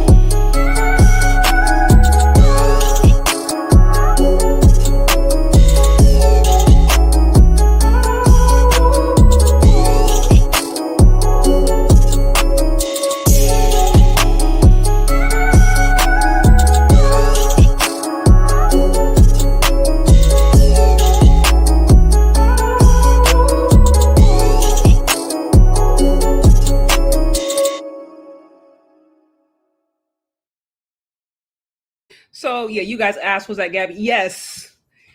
On your point, Gabrielle Union, real quick, this was a tangent I wasn't planning on going in, but she was in a movie called Neo Ned. And the premise of the movie was basically a Black woman who fell in love with a neo-Nazi. Like, that's literally the movie. It's called Neo Ned. And they end up in some, like, I think it's like some support group or something. And the whole thing is like, she has some issue where she believes she's basically Hitler trapped in a Black woman's body. Like this was an actual movie on Rotten Tomatoes. Right. So yes, to answer your question, that is an actual, it is, I mean, to me, the plot is insane. It's supposed to be like, I think, a comedy. I think it is one of the most cringiest things. The concept to me sounds just so cringy. But yes, that was something that she actually unfortunately something that she started. So to answer your question. Okay, so let me go back to this. So we're going back to, just because, that's a prime example of just because somebody will have sex with you and maybe even have a relationship. Does not mean that they have anti-Black or racist views. And I played this a little earlier in my compilation, but I want to share again this video that I saw of another biracial, this is a biracial woman, who was very candid about the sad reality of her own father being completely anti-Black, and how her mother, in her own terms, was absolutely okay with it. Like, that to me is what was to me was the most concerning. Let me see if I'm gonna pull it up right now. That's what I was actually looking for during the live. Okay. This one right here. Never stop screaming from the mountaintops that interracial relationships do not cure racism. I grew up with a dad who's not Black, and the amount of anti-Blackness that existed in my home, I wasn't allowed to wear braids in my hair because they're ghetto. Wasn't allowed to have nicknames because they're ghetto. They used to make me scrub my knees and my elbows and overall my skin because it was too Black. I had this friend in elementary that I used to hang out with named Chelsea, and I was told that I couldn't hang out with Chelsea the first time they met her because she was too Black. As an insult one time, my dad told me that I looked like I'm gonna date Black men. He looked at my brother and said my brother is the one thing he hates, and when I said, what's that? He said a Black man. And I'm just gonna throw out there that he only dates Black women. Who he called the N-word anytime he got upset. I once sat in courts for 30 minutes because my aunt refused to let any of the Black associates there help her. We had to wait for the one Indian man that worked there to come back. My dad defended Zimmerman.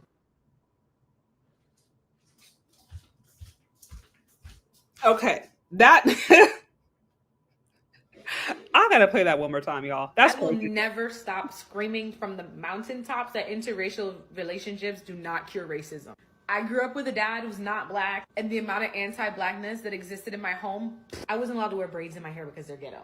Wasn't allowed to have nicknames because they're ghetto. They used to make me scrub my knees and my elbows and overall my skin because it was too Black. I had this friend in elementary that I used to hang out with named Chelsea, and I was told that I couldn't hang out with Chelsea the first time they met her because she was too Black. As an insult one time, my dad told me that I looked like I'm gonna date Black men. He looked at my brother and said my brother is the one thing he hates, and when I said, what's that? He said a Black man. And I'm just gonna throw out there that he only dates Black women. Who he called the N-word anytime he got upset. I once sat in courts for 30 minutes because my aunt refused to let any of the Black associates there help her. We had to wait for the one Indian man that worked there to come back. My dad defended Zimmerman. Okay, so again, just showing you guys examples. What am I trying to say? We have to move away from the idea that dating a white man or having sexual access to a white man does not mean that the person doesn't have anti-Black or racist views. You cannot afford to be that dull in 2025 when you understand the social and political climate. You have to be more discerning. That's it. I'm not saying that every white man out there is going to go and dismember you. Obviously not. Like I said, there are lovely interracial relationships that are living their lives peacefully, having happy families, and they're great. Like I said, those are some of my friends, some of my family, or whatever. But the propaganda to me it's just so outrageous, and it's so egregious, and it's so dangerous because they're not telling the whole side. They're not being honest about what does it mean to date outside of your race? What are some of the tensions? What does it mean to date outside your race in a society that still grapples with racism? Like, you can't act like 2025 is a post-racist society. It is not. It is not that in a time where you have policymakers that are allowing for neo-Nazi flags to come up and neo-Nazi schools coming up in white-only towns, and people talking about the Great Replacement theory and there being a fear of a white declining population. Like, you can't be dull. Black women have to be aware of this. And this is never talked about. Anytime you hear, swirl era, white boy era, they never talk about this. If anything, I'll hear Black women say, hey, if you want to get with a white man, basically tone down your Blackness. Like, don't talk about racism. Like, don't talk about your experience as a Black person. Don't ever bring that up. Like, tone that down. I hear that. I don't hear, let's just be very candid and open and honest about what it means to be this, to be a minority in a, Western system. And listen, I'm not saying you got to walk around with a victim mindset talking about, you're oppressed every 15 seconds and you can't do anything. And, all white men are this. Because then you got some people out there who they're always trying to blame all of their ills and all of their problems on a random white dude they ain't never met. And it's like, no, this ain't nothing to do with the white man. Like, this is just your behaviors. And you're a victim to your own, sometimes your own actions of behavior. So, like, that's a real thing too. I'm just saying there has to be balance and there has to be honesty about all of this stuff. And the sad, this really, really, really sad and the most dire yet real truthful examples of ladies who I think sometimes can or potentially were influenced by this kind of propaganda can end up, like I said, can end up in really dire and deadly situations. So let me bring up now real quick, if I can find it. Sorry, now my internet's tweaking out. Give me a second, guys. I wanted to review real briefly some cases, some recent cases, unfortunately, of Black women who quite likely got caught up in this propaganda, and it ended up costing them their lives. And that's what I'm hoping to avoid. I'm hoping to say, hey, listen, the same discernment that you would use for Black men, if you were to date them, and the same, you know, well, he got to have this, and I'm not going to let him do this, and the same, you know, all of that, those same guards need to be in place if you're with a non-Black person. Sometimes even more so. If you just want to make sure that they're coming correct, and you don't have the luxury to not do so. If you're coming in with pasta and lobster energy, you're an easy target, period. If you are coming in with a pasta and lobster mentality, I mean, you're an easy target really for any man, but especially for white men, because y'all pedestalize him. Y'all pedestalize white men. Y'all put white dudes on these pedestals that, I mean, honestly, many of them feel like it's kind of weird, but then some of them take that to their advantage. Use that to their advantage. Right. And again, I'm reviewing this case real quick. This was a heartbreaking case of Sade Robinson, a young Black girl, you know, in her prime. She was in college. She was working, getting her degree, you know, all that. She had her own, you know, she was doing her thing. And she was a 19-year-old college student. And on a first date, ended up being unalived by an older white man. I think I want to say 35. Quick recap, it says a Milwaukee man who killed a 19-year-old college student, or unalived, 19-year-old college student on their first date and spread her body parts around the area was sentenced Friday to life in prison without possibility of parole.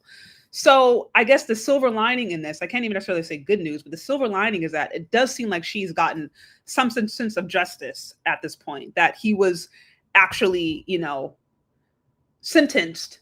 Because you have examples, for example, like Lauren Smith Fields, that went viral, I think maybe 2 years ago or so. And her offender is still, her case is still unresolved. I don't know, for those of you guys who are not familiar, Lauren Smith Fields, this is another Black woman who ended up unalived in the bed of a white man who called the police and says, hey, this girl is unalived in my bed. There was blood. There was, I want to say that they had found some drugs or something, but all we know is that like there was a lot of sketchy stuff about how the police handled it. And the man who called the police and said, hey, this Black girl is unalived in my bed, and they found blood or whatever, everything, like he was never held suspect. They just said, oh, he seemed like a nice guy. He wouldn't do anything, and they never did. They just let it go. So there are some cases where like these issues become resolved, but at least in the case of Sade Robinson, her unaliver does seem like he's facing a penalty. Now here it says parents last shot at during hearing. It says during a sentencing hearing that was by, turned somber, emotional, and horrifying. Milwaukee County judge repeatedly questioned how Anderson could commit such a heinous crime. You guys, the whole case, if you learn about the whole case, it was very, very, very graphic. It was like Jeffrey Dahmer stuff, honestly. Like he cut the stuff apart. Like he was like experimenting on her body. The last I heard, they never even found her head. They still have not found her crown. They have not found her crown, which is, it's just, to me, it's heartbreaking. It says Robinson's mother said Anderson messed the entire community up and deserves no protection in prison. Says she's asking the demons be respectfully returned back to hell. Okay, so she wants them to go to hell. Obviously she's turmoil. Robinson's father suggested the judge dismember Anderson. Everything that he did should be done to him, he said. Mandatory life sentence says first degree intentional homicide in Wisconsin carries a mandatory life sentence. The only question for Anderson was whether the judge would allow him to seek parole. Anderson's attorney asked the judge to make Anderson eligible for parole after 25 years. He argued that Anderson served in the U.S. Navy and suffers from obvious mental health issues. So now they're going to try to pull the whole insane. Oh, he was insane, mentally unwell card. His con acknowledged that Anderson has been convicted of multiple misdemeanor disorderly conduct counts in connection with domestic violence, but they're not significant offenses compared to most homicide defendants. He added that he has concerns about Anderson's safety in prison. Yeah, they should have concerns about his safety because this case got a lot of traction. And if people in prison are aware that he unalived a 19-year-old Black woman, like, yeah, he probably is going to have to be in like confinement or something. Now, and here's the thing. Anderson said he didn't do it. With all the evidence, he said he didn't do it. Anderson told the judge that he's innocent and plans to appeal his convictions. He didn't elaborate, although Crivello later noted that Anderson had told an investigator that some stranger must have kidnapped Robinson after she left his apartment following their date. So, I mean, he's still trying to be innocent. It is what it is, but he has been convicted of guilt, you know. But again, the reason I'm showing this is, you know, here she is, Sade Robinson, young 19-year-old girl, dismembered on a first date from an older white male, about 35 years, I think, or 35 years old. I want to say his age was 34, 35. But, you know, older than her. And when they interviewed the father, her dad was like, I don't even know why she went on a date with him because he is not her type. Like, he literally said this in one of the videos. He was like, he was not her type at all, so I have so many questions. So what I'm saying is it possible to believe that Sade Robinson got influenced by the pasta and lobster? This is a young 19-year-old, 19. She is right in the TikTok era, right in that era where, you know, women are constantly being bombarded about, constantly being bombarded about relationships and, you know, white boy phase and, oh, he flew me out and all of this. So is it hard to believe that this young woman got influenced by the pasta and lobster thing? Probably not. Probably not. And a lot of these young girls, because Sade Robinson, she was in college, she was working full time, she had her own apartment. So she had a lot of things that she was dealing with. She probably had a lot of financial stress, honestly, because at 19 doing all that, it's still a lot of financial stress. And it's not impossible to believe that she was looking for somebody who maybe would help her. Maybe she wanted a sugar daddy phase. Maybe she wanted somebody, like, again, there's so many unanswered questions. But what we know is that she went on a date who, according to her dad, with a man that was not her type, a date with a man who was a lot older than her. They probably didn't have much in common. She ends up being unalived. This is just one of many examples, unfortunately. And what I'm saying is this pasta and lobster, this whiteboard era, this Nicolandria effect is dangerous because it encourages women to put on their blinders and to not be discerning, and to pedestalize white men versus looking at them like the humans that they are, with the capacity to do just as many evil or damaging stuff as you blame Black men as doing, if not more so. Because some of them have protection from the law and are well connected and have money and resources, as in the case of Lauren Smith Fields, where the guy who was probably the most likely to unalive her, the guy who was found in the bed with her, walked off scot-free. They didn't even take him in for questioning because he looked like a good guy. I don't even think he spent a day in prison. So to me, these aren't things to laugh about. I don't find it funny or enjoyable when I see these Black women getting these divested disasters. I actually think it's really sad, particularly when their life is lost or there's children who are harmed.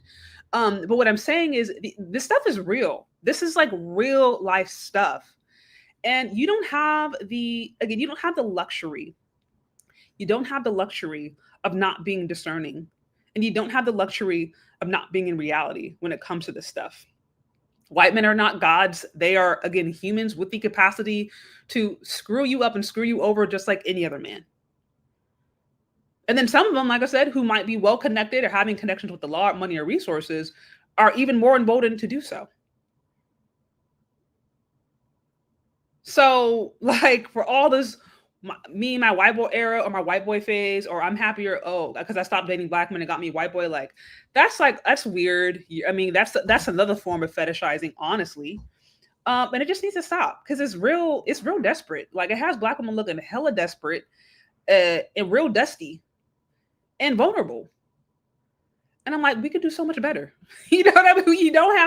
You do not have to put white men in a pedestal for doing the bare minimum. You don't have to do that. You really don't. So I'm trying to see if there's anything else. Okay, there was also, that was just one example. There's another one you guys mentioned, Dakar Thompson. I think I'm going to cover that off at a later date, but that's one that's going on literally as we speak. This is a missing 19-year-old who was confirmed unalived by a man who murdered her, who ended up, I think the man who's taken to custody was actually a illegal immigrant. He was an illegal immigrant who was now taken into custody for unaliving her. I think ICE is getting involved, so I don't think he'll be here for much longer.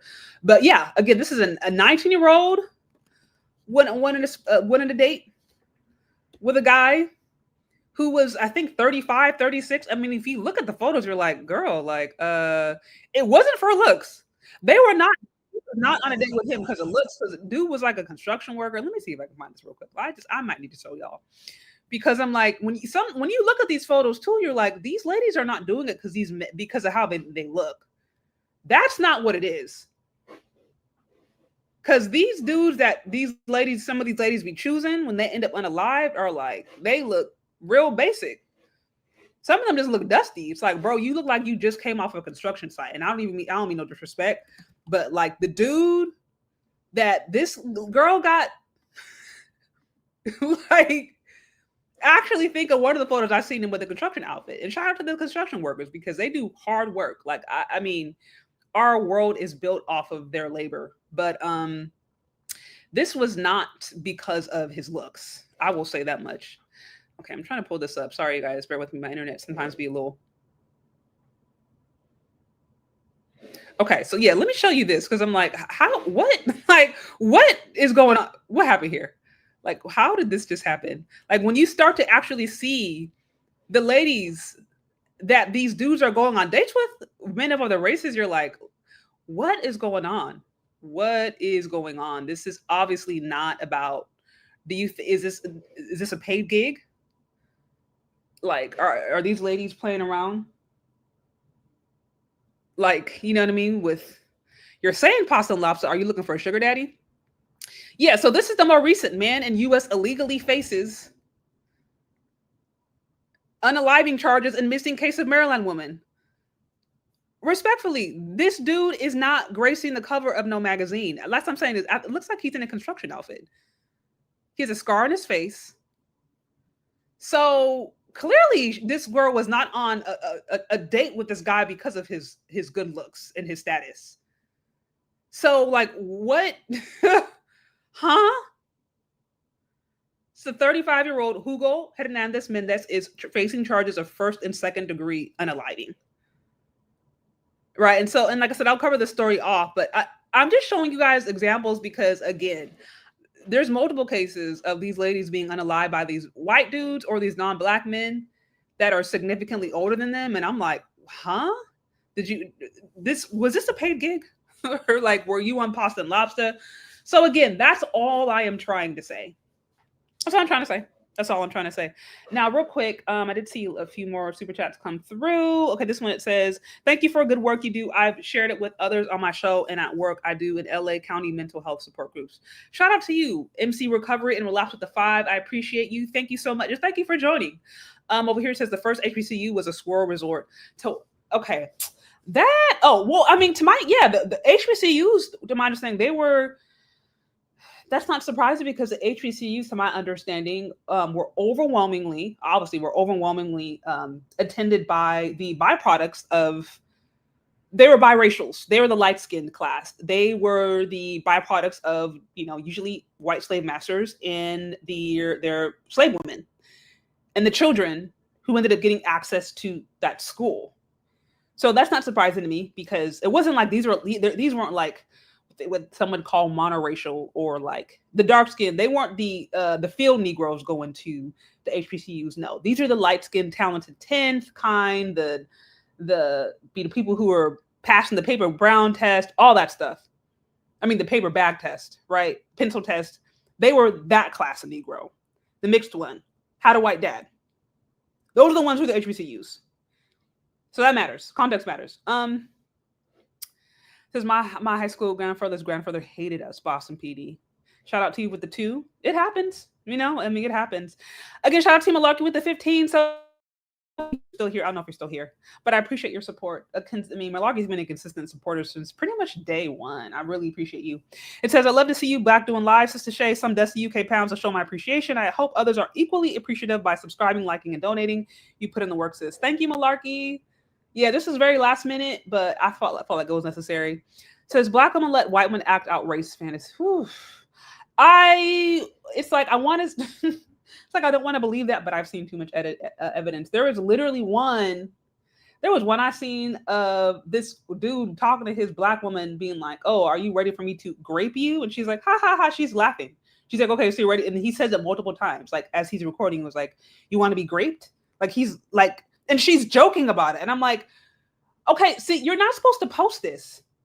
Y'all want to do that weird whatever, like I feel like it's weird and dusty as hell, but if that's what y'all want to do, fine, but don't go out of your way and post it. That's what's just like, bruh, like this is just it's so out of hand. If you want to sit there and be, in my opinion, act that self-hating or act like a raccoon, you can be a raccoon all you want in your own closed door. I don't agree with it. I don't support it. But I'm like, if you're going to do it, why do you have to put it all over the media for everybody to look bad? Now, all Black women out here looking desperate and dusty. Just looking dusty. I mean, real dusty.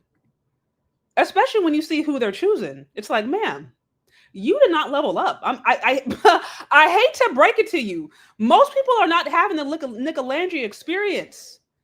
Most people are having this experience right here with this dude in this orange jumpsuit who got 25 to life. That's what they're choosing. Okay. Hard wig, hard life. Ain't no hard wig, soft life. It's hard wig, hard life. Because some of y'all don't know how to choose because you turn off all common sense and discernment and choose to overlook red flags because you want a little white boy fantasy. You're just looking for a little white boy who's going to give you attention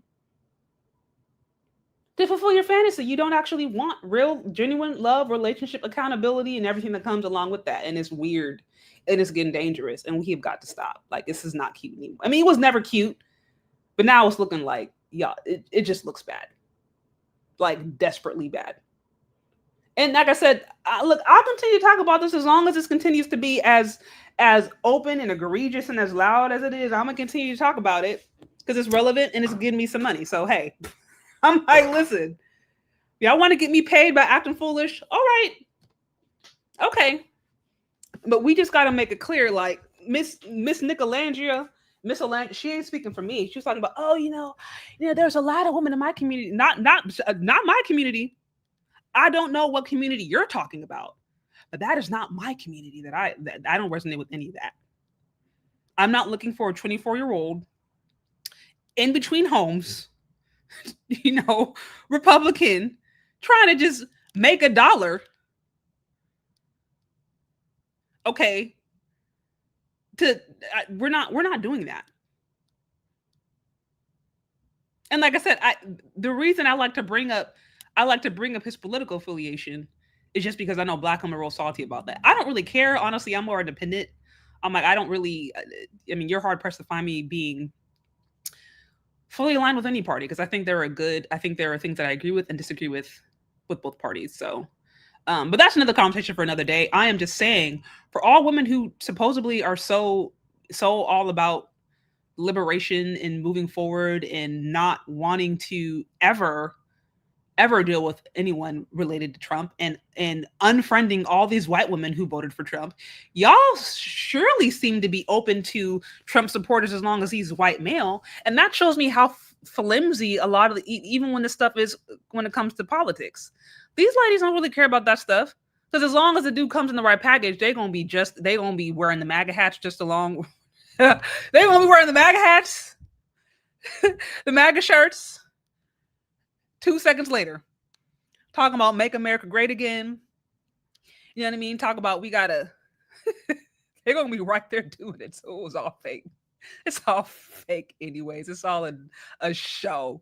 Don't nobody believe none of it. Hollywood promotes white men, black women couples and shows. They do. Right here it says, I don't believe why people are human because they have no real, they are not similar to other groups. Shout out to you for the 5. I don't know that I don't know that I would say that they're not human. Now, if you're talking about the whole, I don't know if you're talking about the whole like Neanderthal thing and how there's certain, there are certain Europeans who have, I want to say it's like 2 to 3% Neanderthal ancestry. I don't know if you're referring to that, but yeah, no, I certainly would say that people of Euro descent are humans. I don't think that I would go that far, but if now we want to talk about history and who built civilization, like it's obvious that the founders of civilization were in Africa. Like that's not even debatable. And even that's a whole other different thing. Because I'm like, I know that there's people out here right now, like Nick Fuentes, who are using the Bible as a way to promote white supremacy. And I'm just like, bro, like based upon your own Bible, the own text that you supposedly read, the Bible itself shows that civilization, the father of civilization was Nimrod. He was of Hamitic descent, Hamite, Africa. Like, what are you talking about? So no matter how you spin it, if you're looking at it from a biblical standpoint, if you're looking at it from a scientific standpoint, civilization obviously began in Africa. Like, this is not debatable. And that should never be like questioned, because that's just, if you're questioning it, it's like we already see what time it is. But thank you for the 5. I do appreciate you. Let me see here. It says, Shay, I was saying that some women are blaming Dakara's dad, referring to him as being lazy and questioning why he allowed his daughter to leave the house during the time that she left. This is because she... Oh, okay. If you have examples of that, if you wouldn't mind sending that over. I'm not exactly aware of that. If you have examples, you can maybe email me. I don't know if this is a post or if this is like TikTok stuff, but thank you for reiterating, because I wasn't exactly understanding what you were saying. At a certain point, you just have to recognize that there is an agenda. I believe there's an obvious agenda to keep Black men and Black women divided. That's been like historically verified, and it's been going on for quite some time. I also believe my other belief is because the Black population globally is rapidly increasing, I think there's more of an incentive to try to slow that down as much as possible. This is why you're seeing such an interest in birthrights, quote, birthrights, unquote, specifically in Africa. You're seeing a huge focus on African countries, specifically who are anti-LGBTQ+, while there are other countries in like Asia, or, there's other like really, really, really conservative countries that are equally as anti-LGBTQ+, but they don't talk about those countries. They only mention the ones in Africa. And I think it's because Africans are just having so many freaking babies. Like the Black population globally is rapidly increasing at a time that it is decreasing in the West. And I think, the powers that be, the multi-billionaires, they're not like, tethered to America. They're like globalists. They're trying to take over everything. And so I think that they're looking everyone and just like, now we have got to slow this down. Like we cannot allow this. And I think that is, in my opinion, one reason it's always a lot more popular to see consistently Black men with white women, or white women with or a Black woman with white men. Like you just see the interracial stuff consistently bombarded, partially for that reason. I cannot think of a time that I have seen a Black couple, whether it be like, I can't think of a time that I saw a Black couple promoted, celebrated, talked about on CNN, celebrated in Netflix. Like I can't think of it. I really can't. If you guys are aware of it, you can let me know in the comment section. Maybe I overlooked something, but yeah, there's definitely, I agree, a concerted effort to try to keep Black folks from having hella babies, because a powerful and prosperous Black nation population is a threat to some powers that be. My opinion. So let me see. It says, name what Black woman Republican with a Black man husband. You said name one Black woman. Hey, that is something else. Oh, you said it's on Facebook. Okay, interesting. Okay, I'm like literally never on Facebook. I don't even know if I have an account. I don't think I actually have an account there. You said I will vote for Donald Trump. I will vote for y'all in Jersey. My thing is, I don't want to sound like a total misogynist here, but like I'll be the first to say my politics are completely in alignment with my husband. Like my husband is informing me politically, pretty much. Like I'm not one of those where it's like, oh, I know there were like, I think there were like ads. I want to say there were ads that were like promoted from the Democrats specifically. I didn't see this. I heard about this from my friends where they had like women who were like voting and doing things separately from their husbands. And for me, I'm just like, no, I'm not in agreement with that because we're moving as a household and I'm just not as involved. Like my husband is always reading up on news, things that are happening globally, that are happening here, that are happening. Like he's more aware of that. So I'm like, I'm going to be more in alignment to kind of trust him or lean on him with certain things where I know I'm just not as well read. So I'm saying that because when I saw how quick and fast these ladies were willing to drop their political affiliation just to get with a white boy, I'm like, I can't take any of you seriously. And you're showing me that you're ultimately just looking for a man to follow. I'm just being open about it. I'm being open and honest and saying my husband pretty much is the one that performs me politically. I'll read up on stuff, but I'm not nearly as informed as he is, or I'm not constantly reading up on some of this stuff. And I think if more women were honest, for them, it's the same way. I'm not saying all, but the fact that we see these ladies, they putting on their MAGA hat if they can get a little Nicolandria shows me that whole Kamala stuff was a farce. It was a farce. Yes, it's during the 2024 Olympics, interracial couples were elevated on TV every 5 minutes and Black couples were ignored all the time. Same thing when it comes to the NBA, when it comes to, football, basketball, like, there are obviously NBA players out there or just athletes in general with a snow bunny fit. Like that's not debatable. There are plenty of players out there that have the Black girlfriends, their wives, don't nobody talk about them. They will hyper focus on the ones who have a white girl or a Latina or whatever, hyper focus on it. And the ones that have a happy Black wife out there who are treating her well, she's living the soft life, don't nobody want to talk about it. So I am fully aware that some of this stuff I think is actively connected to the systems and the media and their own larger agenda that maybe we're not fully privy to. Because all I have to do is even look at my own channel and be like, what are the things that get traction? What are the things that don't? I talk about Black love. It's like crickets. It's like, where y'all at? If I did a live on Black love, I would have a percentage of what I have right now. Probably as far as support, honestly, as far as, people liking, viewing in. Interracial love, that's what people are talking about. But Black love is like, whatever. If that even exists, right? So I have noticed that even on my own channel, the things that tend to just always do well versus the things where it's like, I'm pulling teeth. Okay, let me try this angle. And it's like, it doesn't get as much traction. So I do think some of this is larger than just organic traction. I'll say that. TV ads show only white men, Black women relationships if it's a, I agree. I'm saying when I asked, like, I can't think of the time I recall seeing a Black man, Black woman couple get the amount of attention like a Nicolandria. I can't think of it. It could be there. Maybe it could be there, but I can't think of them. And then usually if there are examples of when you do see it, it's usually like, to me, if it's like a divorce or like baby mama drama, that's usually when you're seeing the Black love stories being promoted. It's when there's trauma or drama associated with it. Like, oh, well, he's down low, or, oh, well, she had open relationship, or, it's usually like if there's some drama associated with it, or it's a Black couple and they have a trans son, or a woman or a girl who's transitioning, then you'll see that. But outside of that, it's like, that's just me. That's just me. So anyways, guys, this went a little longer than I anticipated, but I have been meaning to cover this off. It's been forever since I've been alive. I need to I need to also touch base with you members. Because it's been a minute. There's just been, as always, life, always so much going on. But it was good to touch base with you guys.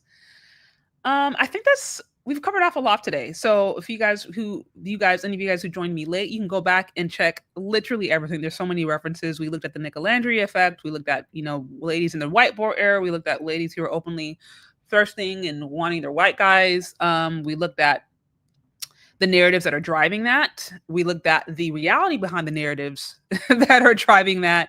And then we looked at the dangerous implications when ladies decide to be in their white boy craze and turn off common sense and discernment. And unfortunately, some of those ramifications are literally deadly. So go back and review all of that. If you liked what you saw here, be sure to like, share, subscribe. You can also show support on my Cash App, Shay Charday, or my Venmo. You can always support me there as well. And I'm trying to think if there's anything else. Oh, actually, let me share this real quick. This is just another random fact. Some of you guys may or may not be aware of this, but again, when I go back to the reality of just because someone will have sex with a Black person doesn't mean that doesn't mean that they are not anti-Black. It doesn't mean that they don't hold ideas that are still racist. And here's a prime example. I've talked about this a lot. The President Thomas Jefferson, who created a mathematical formula to breed out Black America. And his formula for breeding out Black America was essentially through interracial sex. You see this thing right here. It's pretty clear. And this is not fake news. You can actually find this was it the Library of Congress? I remember finding it initially somewhere there, but yeah, this is verifiable. This isn't like fake news, like he made this up. This is literally an equation that he wrote, and he literally like gets hella specific. He's like, why is this? Sorry, guys, this is moving a little slow here. It says, take it says pure Negro and a pure white, the unit of blood of the issue being composed of half of that each parent. Like, he gets real detailed. But what I'm saying is this history of white dudes sleeping with Black women and being racist AF is not it's not surprising. This is actually a part of the American history, the American experience. So that's what I'm saying. Like, you guys, you just got to be discerning. Like, just because a dude will show you a little bit of sexual attention doesn't mean that he doesn't actually hate you or hate what you stand for. And if you're unable to discern that or be aware of that, you're putting yourself in harm's way today. Just be aware. Anyways, yeah, that is what I have. Let me know what you guys think. Again, like, share, subscribe, show some love on Cash App or Venmo. And thank you guys so much for listening. Stay tuned. Obviously, I'll have other stuff dropping later on. And we'll talk later, okay? Bye.